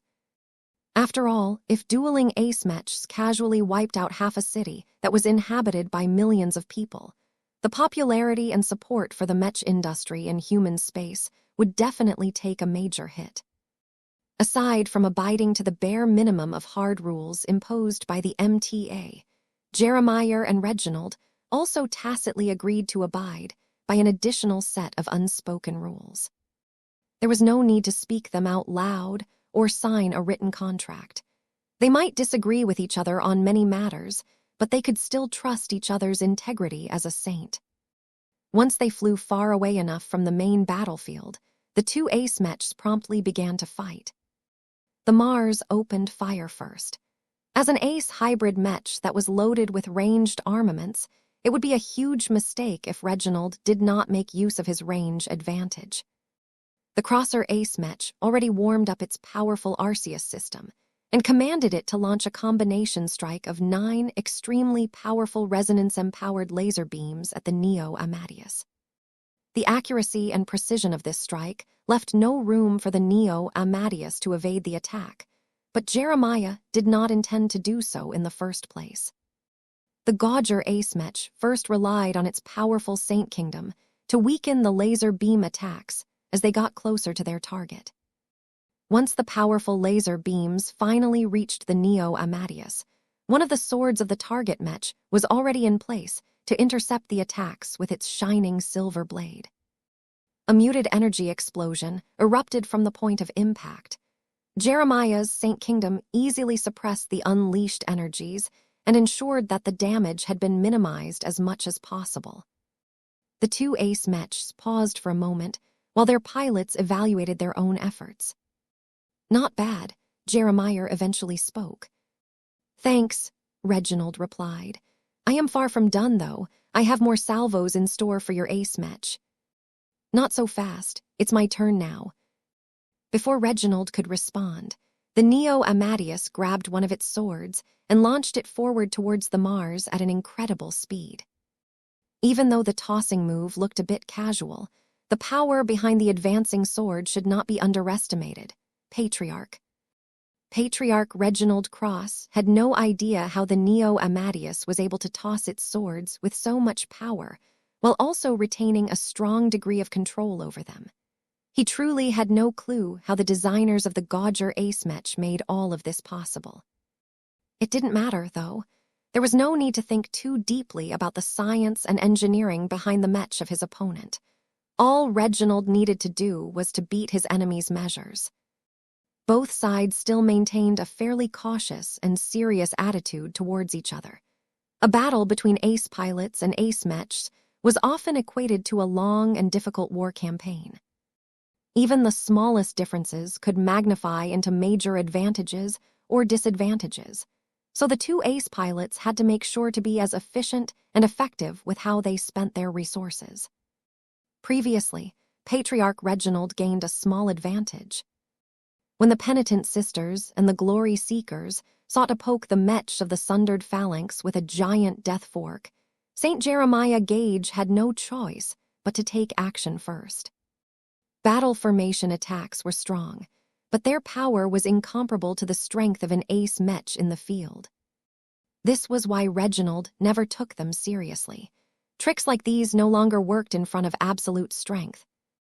Though St. Jeremiah managed to block all 3 death wave attacks, it still took quite a bit of effort to disperse the battle formation attacks. This not only exposed a part of the capabilities of the Neo Amadeus, but also forced its ace pilot to expend a bit of resources before his fated duel. These relatively minor differences might end up giving Reginald a huge advantage later on in the fight. His confidence had grown as a result. Though Reginald did not despise his opponent's sword-tossing moves, there was no particular reason why he should fear them either. He had several different ways to repel the incoming sword. Since he had chosen to deploy into battle while equipping his Mars with a pair of shoulder-mounted Gauss cannons, Reginald chose to fire them at the incoming threat.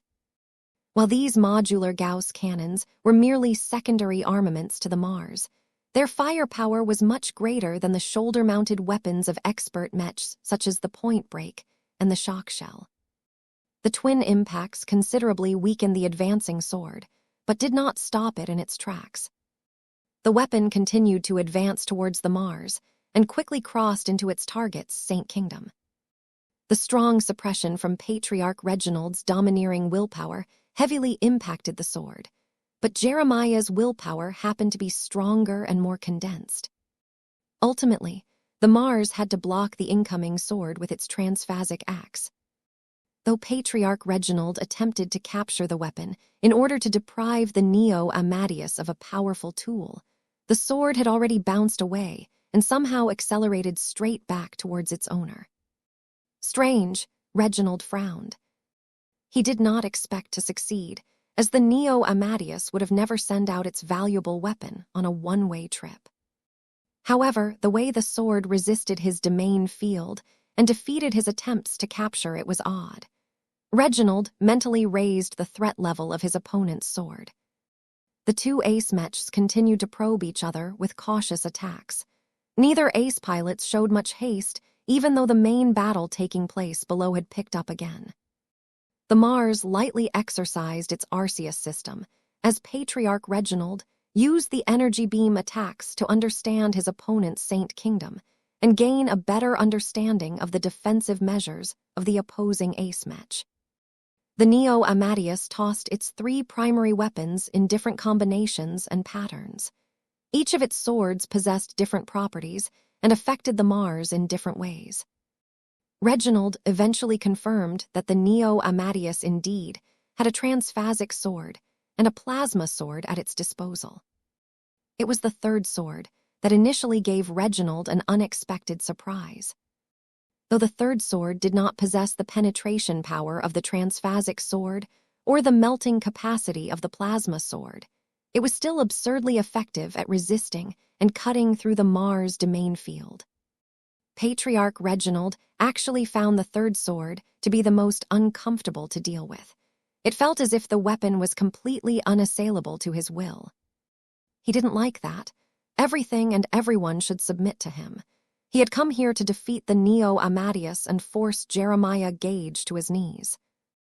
How could Reginald accomplish his goal when he couldn't show a single sword who was in charge? "Benedict," the Cross Patriarch spoke up, "what is this sword and why is it so weird?" "If I am not mistaken, it is likely to be a rare but powerful anti-resonance sword," the Master replied. "This means that the weapon is made out of extremely expensive alloys that inherently resists the effects of resonance." Something like that can exist. The mech industry is far more diverse than you think. We haven't even scratched the surface of all of the technologies that have emerged throughout the generations. If this sword is able to resist every form of resonance, then why is Jerry able to maintain control over it? Reginald puzzlingly asked. "I have heard that there are special proprietary processes that can make a permanent exception to the sword's effect for a single powerful mech pilot. The anti-resonance sword is essentially keyed to Saint Jeremiah Gage." As Master Benedict revealed what he knew about anti-resonance weapons over the communication channel, Vess abruptly jerked in his seat. "Meow." Lucky shifted from his position on the armrest and curiously gazed upwards. "Don't you think this anti-resonance alloy sounds familiar, Lucky?" "Meow. It's your favorite laxative. It's been years since you last used the kitty litter box. I've been meaning to feed you a chunk of bee-stone, but I have so little of it left that I can't bear to lose any more of it. If this anti-resonance alloy works the way I think it does, I may have found a more readily available substitute to bee-stone." Meow. In fact, the anti-resonance alloy employed by the Neo Amadeus was probably much superior in terms of hardness. The Gauger mech designers wouldn't have used it to make a sword if the material was not able to keep up in battles between ace mechs. Though Vess already suspected that anti-resonance alloys were products of high technology and therefore incredibly expensive and difficult to get a hold of, he was willing to do almost anything to obtain this material. This was because it could likely offer him superior protection against spiritual threats. As Vess added anti-resonance alloy to his wish list, the two ace pilots were finally done with probing each other. The main reason why they started out slow was because neither of them were completely certain whether their opponent was within their ability to defeat. There was a huge variety of ace mechs. The differences in power between the weakest and strongest ones was immense, so the pilots had to make sure they did not get into a fight where their chances of victory was virtually zero. Fortunately, neither Reginald nor Jeremiah found that their opponents were unreasonable. Though there were definitely differences between the two, they were well within reasonable ranges. Two of the swords of the Neo Amadeus automatically entered their holsters. The Ace Mech took hold of its transphasic sword and began to accumulate power. The Mars, on the other hand, gripped its transphasic axe and shotgun tighter. The Ace Mech also shunted more energy towards the Arceus system in preparation to make heavier use of its integrated weapon systems. "They're getting serious now," Master Benedict judged. Eventually, the Neo Amadeus moved first. It exploded into action as its transphasic flight system accelerated it forward at a much more impressive pace than Ace Mechs of the previous generation. The Mars also moved an instant later. Naturally, it did not choose to meet up with the Neo Amadeus. The crosser Ace Mech instead flew in the other direction as it sought to stay as far away from its opponent as possible. Both Ace Mechs traversed so quickly in space that they resembled comets at this time. Most ordinary sensor systems didn't even possess the capabilities to observe them effectively. Only higher-end sensors were able to provide solid views of the two Ace Mechs, much to the disappointment of many onlookers. However, it didn't take premium military-grade sensors to figure out that the pursued was faster than the pursuer. The Mars Pulsar V-1 transphasic flight system did not necessarily incorporate superior tech, but its material composition was definitely more luxurious. It not only incorporated a bit more face water than the flight system of the opposing Ace Mech, but was also made out of other superior materials. The cost of equipping the Mars with a more luxurious transphasic flight system was great, but the Cross clan did not hesitate to invest this much in order to produce this kind of circumstance. As long as the Mars is able to outpace the Neo Amadeus, it can steadily wear down the Ace Swordsman Mech's defenses. Patriarch Reginald did not hold back the incredible firepower of his Ace Mech anymore. The magma vein system, augmented by the Index system, supplied an abundance of energy to the Arceus system, allowing the Mars to fire resonance-empowered laser beams with incredible power. Each of the laser beams struck at the speed of light, making it extremely difficult for the swift and agile Neo Amadeus to evade the attacks. St. Jeremiah Gage had little choice but to weaken the incoming laser beams by exerting his domain field to weaken them as they passed. After that, the Neo Amadeus resolved the remaining power of the attacks by blocking them with the flat of its blade or the transphasic armor of his Ace Mech. The flood of laser beam attacks did not deal any apparent damage to the Neo Amadeus, but it would be a horrible mistake to think that the Gauger Ace Mech could shrug off the blows without paying a price. Under the current circumstances, each serious attack launched by the Arceus system was enough to punch through the Titan shields of space stations and important city districts. The firepower of the Arceus system could easily cripple dozens of combat carriers or partially hollow out a capital ship in a matter of minutes. This was the reason why the Mech community often repeated the phrase that the only way to defeat an Ace Mech was another Ace Mech. As long as Jeremiah Gage was able to maintain his Saint Kingdom, practically every attack launched by the Mars lost at least half of their effective firepower. It was a lot easier to block whatever was left at the end. Though it looked as if the Mars was squandering a large amount of energy and other resources while getting little done in return, Patriarch Reginald knew better. Energy management and energy supply were the greatest advantages of his Mars. His control over his living Mech was so great that he could feel how much his exceptional machine sustained the current intensity of attacks. Reginald was extremely confident that the Mars would definitely be able to outlast the Neo Amadeus. Perhaps St. Jeremiah made the same realization because he no longer maintained the current status quo. It was true that the Neo Amadeus was not as fast as the Mars due to possessing an inferior transphasic flight system, but fortunately, The designers of the Ace Swordsman Mech developed an extra solution to address scenarios like these. The Neo Amadeus extended its transphasic sword forward. When Saint Jeremiah began to resonate with the weapon in a specific way, it began to glow and affect the surrounding space. Many observers grew surprised, as the activated transphasic sword seemed to cut through a part of the fabric of space, causing a brief warp tunnel to take shape behind the advancing weapon. When the Neo Amadeus became enveloped by this strange warp tunnel, its speed abruptly increased by at least 20%, which was enough of a difference for the Ace Swordsman Mech to catch up to its prey. "How can this be possible?" Vess reacted with shock. "Ace Mechs are too ridiculous." Mobility was extremely important to Ace Mechs, particularly when they were primarily designed to fight up close. It was impossible for the master Mech designers, in charge of developing the Neo Amadeus, to neglect this aspect. The transphasic flight system of the Neo Amadeus might not be as good as that of the Mars, but the transphasic sword just happened to possess an extra function that more than made up for this difference. Though Vess was incredibly surprised at how the Neo Amadeus was able to speed itself up, Master Benedict did not look too surprised. "This is what Ace Mechs are capable of. Vess, don't blindly apply the model of expert Mechs to this classification of machines. Compared to your Evertshanger, the Mars and the Neo Amadeus are much more versatile in how they manipulate their capabilities to achieve more diverse outcomes. The reason why there is such a major difference is because their Ace pilots have matured their power expression to a much higher degree. Ace pilots had taken a major step towards transitioning into energy-based life forms.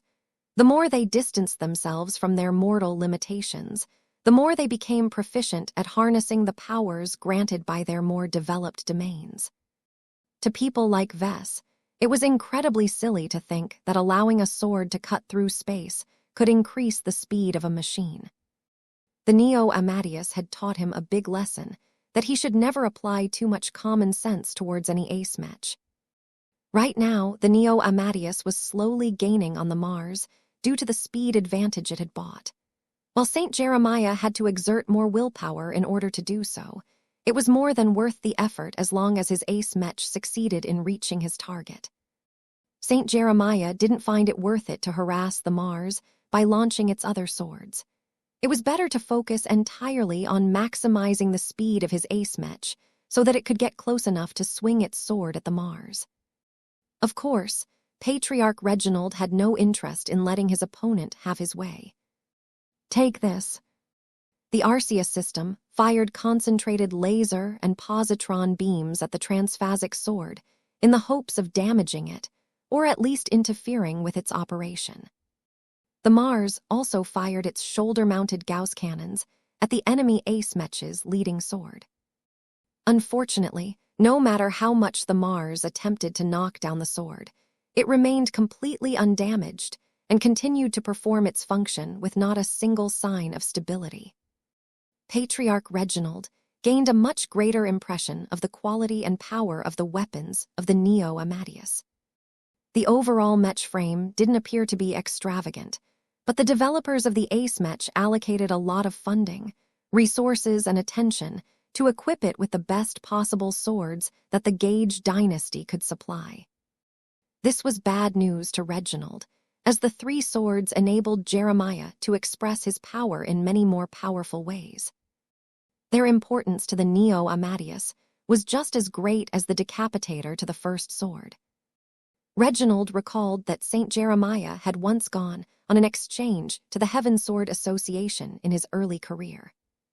Though the Gauger ace pilot had never openly visited the Heaven Sword Association again, the man must have doubtlessly inherited a fair amount of traditions and methods of the sword fanatics.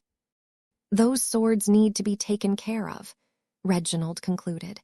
"I'll be in trouble as long as Jerry is able to make use of all of them.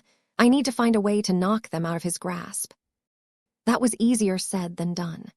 His powerful Arceus system that possessed the power to destroy entire city districts failed to inflict any meaningful damage to the enemy's transphasic sword. The main reason why the Mars kept firing its integrated energy weapons over and over was because it took a lot of effort from Saint Jeremiah to mitigate the incoming damage.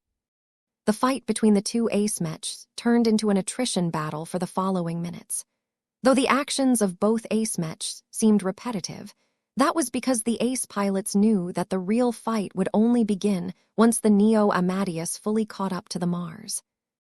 It was strange to see the two ace mechs fighting at a fairly low intensity when the battle much below had become a lot fiercer. The Minerva and the Blade Chaser Mark Roman II tried their best to fend off the aggressive assault from the Arma Tensar and the Fila Tensar. Commander Kaisela Ingvar had turned herself into a major nuisance by commandeering a lot of rifle warriors that struck the mechs of the sundered phalanx with greater power and precision than normal. The command-oriented expert pilot had little choice but to retract her presence from her fellow Larkinson mech pilots in order to empower her brother. It was only when the Blade Chaser Mark Roman II received a large power-up that the Ingvar siblings reluctantly managed to hold their own against the Tensars. Elsewhere, Venerable Janzi entered into the most difficult fight of her career so far. Her difficulties began when the Scorpion Commando, along with a bunch of other elite mech units, had boarded several special combat carriers and warped behind the Larkinson fleet and launched a lightning attack. "You have completely degenerated as a night mech pilot," Venerable Janzi accused as her shield of Samur struggled to block the Scorpion Commando's venomous tail strike. "Whatever noble spirit you used to possess in your bones has completely rotted away." "How naive. I like destroying you idealistic dimwits the most. Sacrificing your own life to save the lives of an ungrateful bunch of people is futile. We are demigods. We are better than the mortals that you profess to serve. Our value is infinitely greater than the plebeians that expect us to work ourselves to death so that they can live their petty little lives." The two expert space knights, designed in completely opposite styles, furiously collided against each other as their pilots attempted to win their ideological argument by force as well as persuasion. As these intensive duels and battles continued to progress, the Neo Amadeus almost managed to catch up to the Mars by this time. Saint Jeremiah Gage grew more active and excited as his powerful machine was on the verge of reaching its most optimal range. Their Saint Kingdoms touched each other first. Two different bubbles filled with true resonance began to press against each other like a pair of balloons. Neither ace pilot wanted their Saint Kingdoms to give way first. The two powerful men entered into another ego contest as they urgently channeled more power into their domain fields. It became increasingly more difficult for the ace pilots to hold their ground as the Neo Amadeus kept pressing closer to the Mars. Eventually, it was the red and aggressive Saint Kingdom of the Mars that gave way first. As the Neo Amadeus continued to press closer, its domain field started to squeeze into the territory of its opponent. Although Saint Jeremiah wasn't strong enough to completely negate his opponent's Saint Kingdom, he possessed just enough of an advantage to make Reginald cede a lot of territory. While it became harder and harder for Jeremiah to snatch Reginald's territory as the Neo Amadeus got closer to the Mars, it became clear to both ace pilots who possessed an advantage in this aspect. "Your will is not as strong as mine," Saint Jeremiah grinned. "I broke through later than you. Besides, I'm 4 decades younger than you. Your talent isn't worth anything compared to mine," Saint Reginald snapped back. "Talent doesn't mean anything in this fight. It is the strength that we possess today that will determine who will win. My mind and will is greater than yours, and there is no possible way you can catch up to my level." Reginald scowled. As much as he wanted to deny it, his enemy was right. Jeremiah enjoyed too much of a head start. Even so, the cross-patriarch did not allow this disadvantage to affect his confidence. "I don't need to beat your mental game," he responded. "My ace mech is better than yours. Just the fact that mine is a masterwork while yours is low-quality garbage is enough for me to win this battle. I will not allow you to belittle my Neo Amadeus." The two ace mechs stopped speeding across the battlefield. Now that Reginald realized it was futile to run, he fully switched over to an offensive posture. The magma vein system no longer channeled as much energy to the flight system, but instead directed them to the Arceus system so that it could launch stronger attacks. The Mars promptly proceeded to fire powerful positron beams at the Neo Amadeus as fast as its integrated energy weapons could cycle. At the same time, the Mars lifted its shotgun and fired a large and expensive transphasic pellet cartridge at its sole opponent. Though the pellets did not possess a lot of penetrative power, they could still deplete the defenses of the Neo Amadeus. However, before these pellets struck the ace swordsman Mech, St. Jeremiah no longer held back and quickly summoned all of the weapons his Neo Amadeus had at its disposal. Every pellet bounced away, as a large amount of blades had managed to intercept the ones that threatened to strike the Neo Amadeus. Patriarch Reginald briefly became astonished now that he had finally been graced with the full form of the Neo Amadeus. The multi-armed designer sure did a thorough job on this Mech, he trailed. The Neo Amadeus resembled God rather than a Mech at this moment. A pair of physical arms had drawn out the transphasic sword and the anti-resonance sword.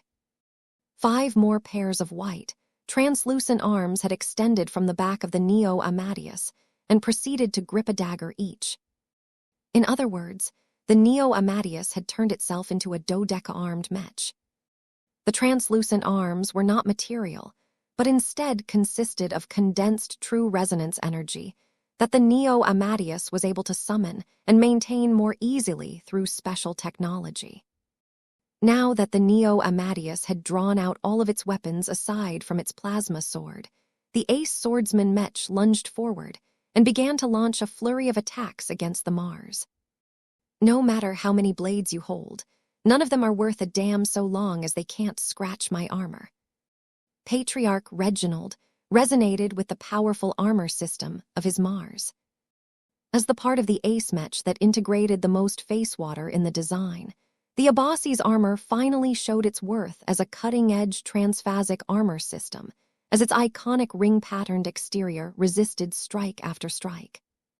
Even though St. Jeremiah resonated with all of the weapons held by the Neo Amadeus, none of the weapons were able to break the transphasic barrier generated by the Abassi's armor. While Jeremiah did not hold high hopes for his daggers, he at least thought his swords should have done a better job. Any strike that the Mars failed to block with its transphasic axe failed to deal any damage to the exterior of the ace hybrid Mech. No matter whether it was the transphasic sword, designed to defeat transphasic defensive measures, or the anti-resonance sword that was developed to negate resonance-based defenses, neither weapons were powerful enough to overcome the Abassi's armor. The defensive power of the Mars was too ridiculous. Of course, the ace hybrid Mech did not remain idle while resisting strike after strike. Its Arceus system, its transphasic Gauss cannons, its transphasic shotgun continually pummeled the Neo Amadeus, which finally showed signs of stress as it struggled to resist the concentrated attacks. What was especially troublesome for St. Jeremiah was that the Abassi's armor also generated a destabilizing spatial field that weakened the facewater-based defenses of the Neo Amadeus. In other words, the Mars effectively weakened the defenses of the Neo Amadeus just by staying close. Who is piloting the melee Mech here? Jeremiah wondered. How can the Mars have more close combat solutions than my own ace Mech? Destructive power and dazzling energies exploded from the constant collisions between the two ace Mechs. Many casual viewers found it difficult to track the ace Mechs, despite the best efforts of distant observers to track the movements and resolve the visuals through all of the interference produced by excessive energy discharges. An enormous number of people living in the Magyar Middle Zone, Krakatoa Middle Zone, and many other zones had tuned into the few broadcasts that were able to track the amazing duel without degenerating into continuous red and silver explosions. The Mars held clear responsibility for blinding and damaging many sensors, as its Arceus system constantly pumped out resonance-empowered beams like no tomorrow. The integrated energy weapons, embedded into its frame, had been firing at their maximum possible rate of fire. Other energy weapon systems would have melted, exploded, or malfunctioned if they operated as intensely as the Arceus system. But the high-quality parts developed by Amace Energy Armaments remained true to their specs and continued to hold on even after enduring all of this abuse. Another element of the Mars that experienced a huge amount of strain was its Abasi's armor. The unique, cutting-edge experimental transphasic armor system was one of the top-end products of Truvek Defenses, another renowned tech development company backed by powerful forces. The Mars did not just represent the face of the Cross clan. Every contributor that had cooperated with the Crossers by contributing their expertise and their tech to the design felt a strong sense of ownership to the high-tier expert mech that quickly morphed into an ace mech. It was not wrong to state that the Mars was a product of Davut. Victory and defeat not only had profound implications for the parties directly involved in the Battle of Pima Prime, but would also generate a lot of ripple effects to other groups. The power blocks that founded and ruled over Davut were especially concerned about the outcome of the duel. As far as these people were concerned, they had no stake in the battle as a whole. The defeat and subsequent destruction of the Golden Skull Alliance had little bearing on the overall situation of a major economic engine like the Davut system. The people in the region would just lament the loss or suspended development of several popular living mech models, such as the Pacifier, the Ferocious Piranha, the Hymenoptera, and so on.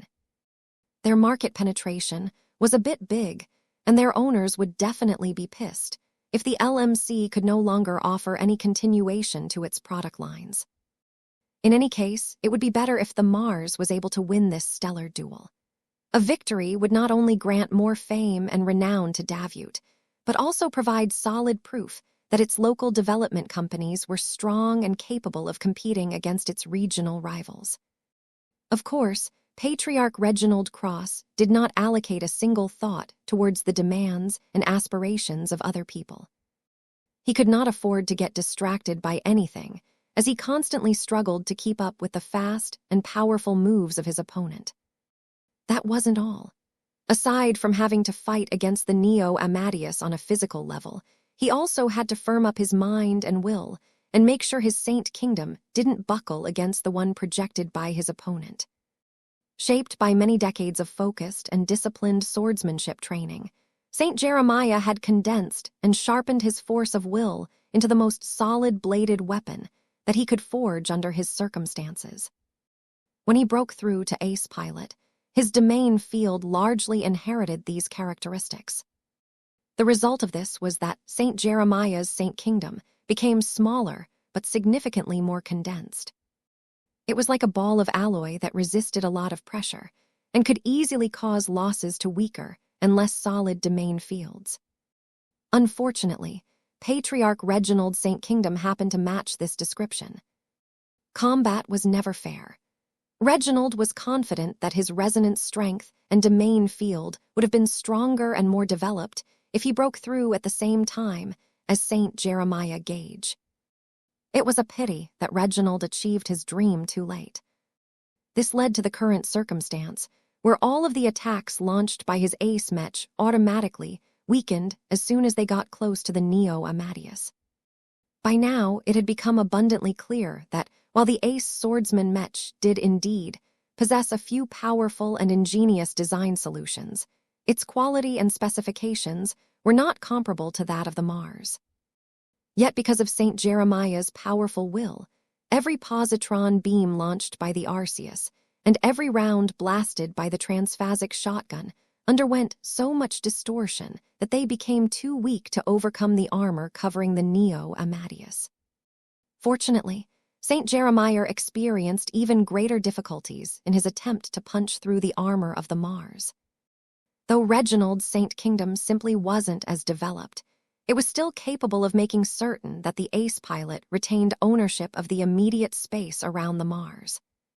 Every incoming sword and dagger strike that the Mars had no hope of blocking automatically lost a bit of power as Reginald tried his best to bleed off their damage potential.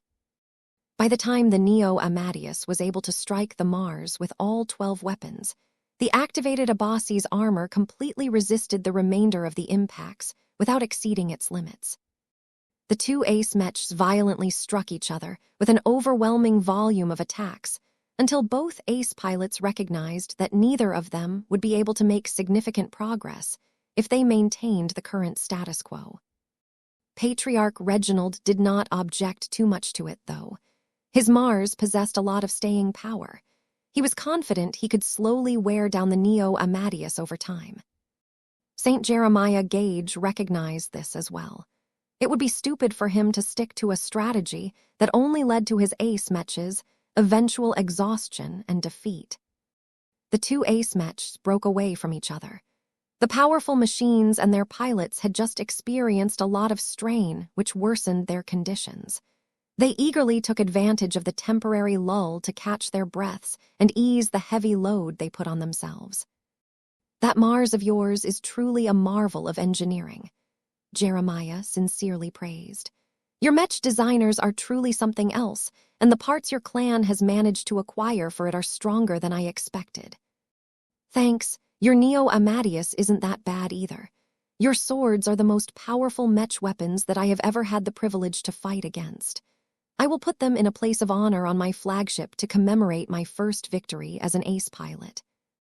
Jeremiah laughed. "Ha ha ha, you will never get the chance to claim my swords because I will be driving them through your fancy mech. Your Mars may be great, but battles between ace pilots like ourselves are never determined by whose pockets are deeper. If the pilot is weak, his mech is also weak. This truth is more valid than ever the higher up you go. If you think that you have seen everything that I could do, then think again. I have not even begun to display the power that I have gained after forging myself into a weapon for an entire century." The Neo Amadeus glowed bright, and the Saint Kingdom around it became sharper and more filled with silver light. It was as if Saint Jeremiah had turned himself into an incarnation of justice and swords. The expression of his will and the power of his conviction materialized in a way that induced greater pressure on Patriarch Reginald. Of course, St. Jeremiah was burning through his willpower and mental capacity at a greater rate by creating such a dramatic light show. Since his Neo Amadeus couldn't defeat the Mars by playing the long game, Jeremiah decisively changed tack and chose to employ his strongest techniques in order to overcome the hardy defenses of the Mars through overwhelming force. The Neo Amadeus stretched out all 12 of its arms, which combined with its glowing form caused the ace mech to resemble a multi-armed divinity that was about to exact holy judgment on the wicked. Its physical arms that held its precious swords, along with the energy arms that held the less important but still deadly daggers, began to shake and vibrate as they accumulated more power. The different weapons themselves also grew hotter and more energetic as St. Jeremiah resonated with them to the strongest degree. Patriarch Reginald did not remain idle during this time. The Saint Kingdom around the Neo Amadeus had grown so strong that ordinary attacks from his ace mechs didn't cut it anymore. The Mars began to accumulate energy as Reginald chose to employ a big move as well. He did not believe that he was too weak to overcome his opponent's powerful Saint Kingdom. "Reginald," Vess' voice suddenly spoke up in the communication channel. "Please respond. I've been trying to catch your attention for a while now. I have important information that you need to know." Reginald briefly frowned. He vaguely recalled hearing additional voices in his ears, but he had completely disregarded them as he became too invested in the fight. "What is it, kid?" Finally, Vess let out a breath in exasperation. "I'll keep this short. You are not making the best use of the Mars." "I am the pilot here. I know what I am doing," Reginald angrily rebuked. "I have trained for years with the Mars. It is an insult to suggest that I know nothing about how to utilize its power. I'm not saying that, Reginald. I am sure you have mastered the basics to an incredible degree and gained a deep and intimate understanding of all of its tech and parts. However, I have noticed that you have never made serious use of the design solutions that I have imparted to the Mars. What am I missing according to you? I do not feel I am misusing the Mars. You are piloting the Mars in the same way you used to pilot the Balvo's Rage. You have subordinated the Mars into a tool. This is a massive waste of potential. The Mars is a third-order living mech that can do much to help you fight against your opponent, but you have given it no room for independent thought and operation. Reginald remained unmoved by Vess' argument. I will not tolerate any uncontrolled factors in my mech. I am in charge, and my will is paramount.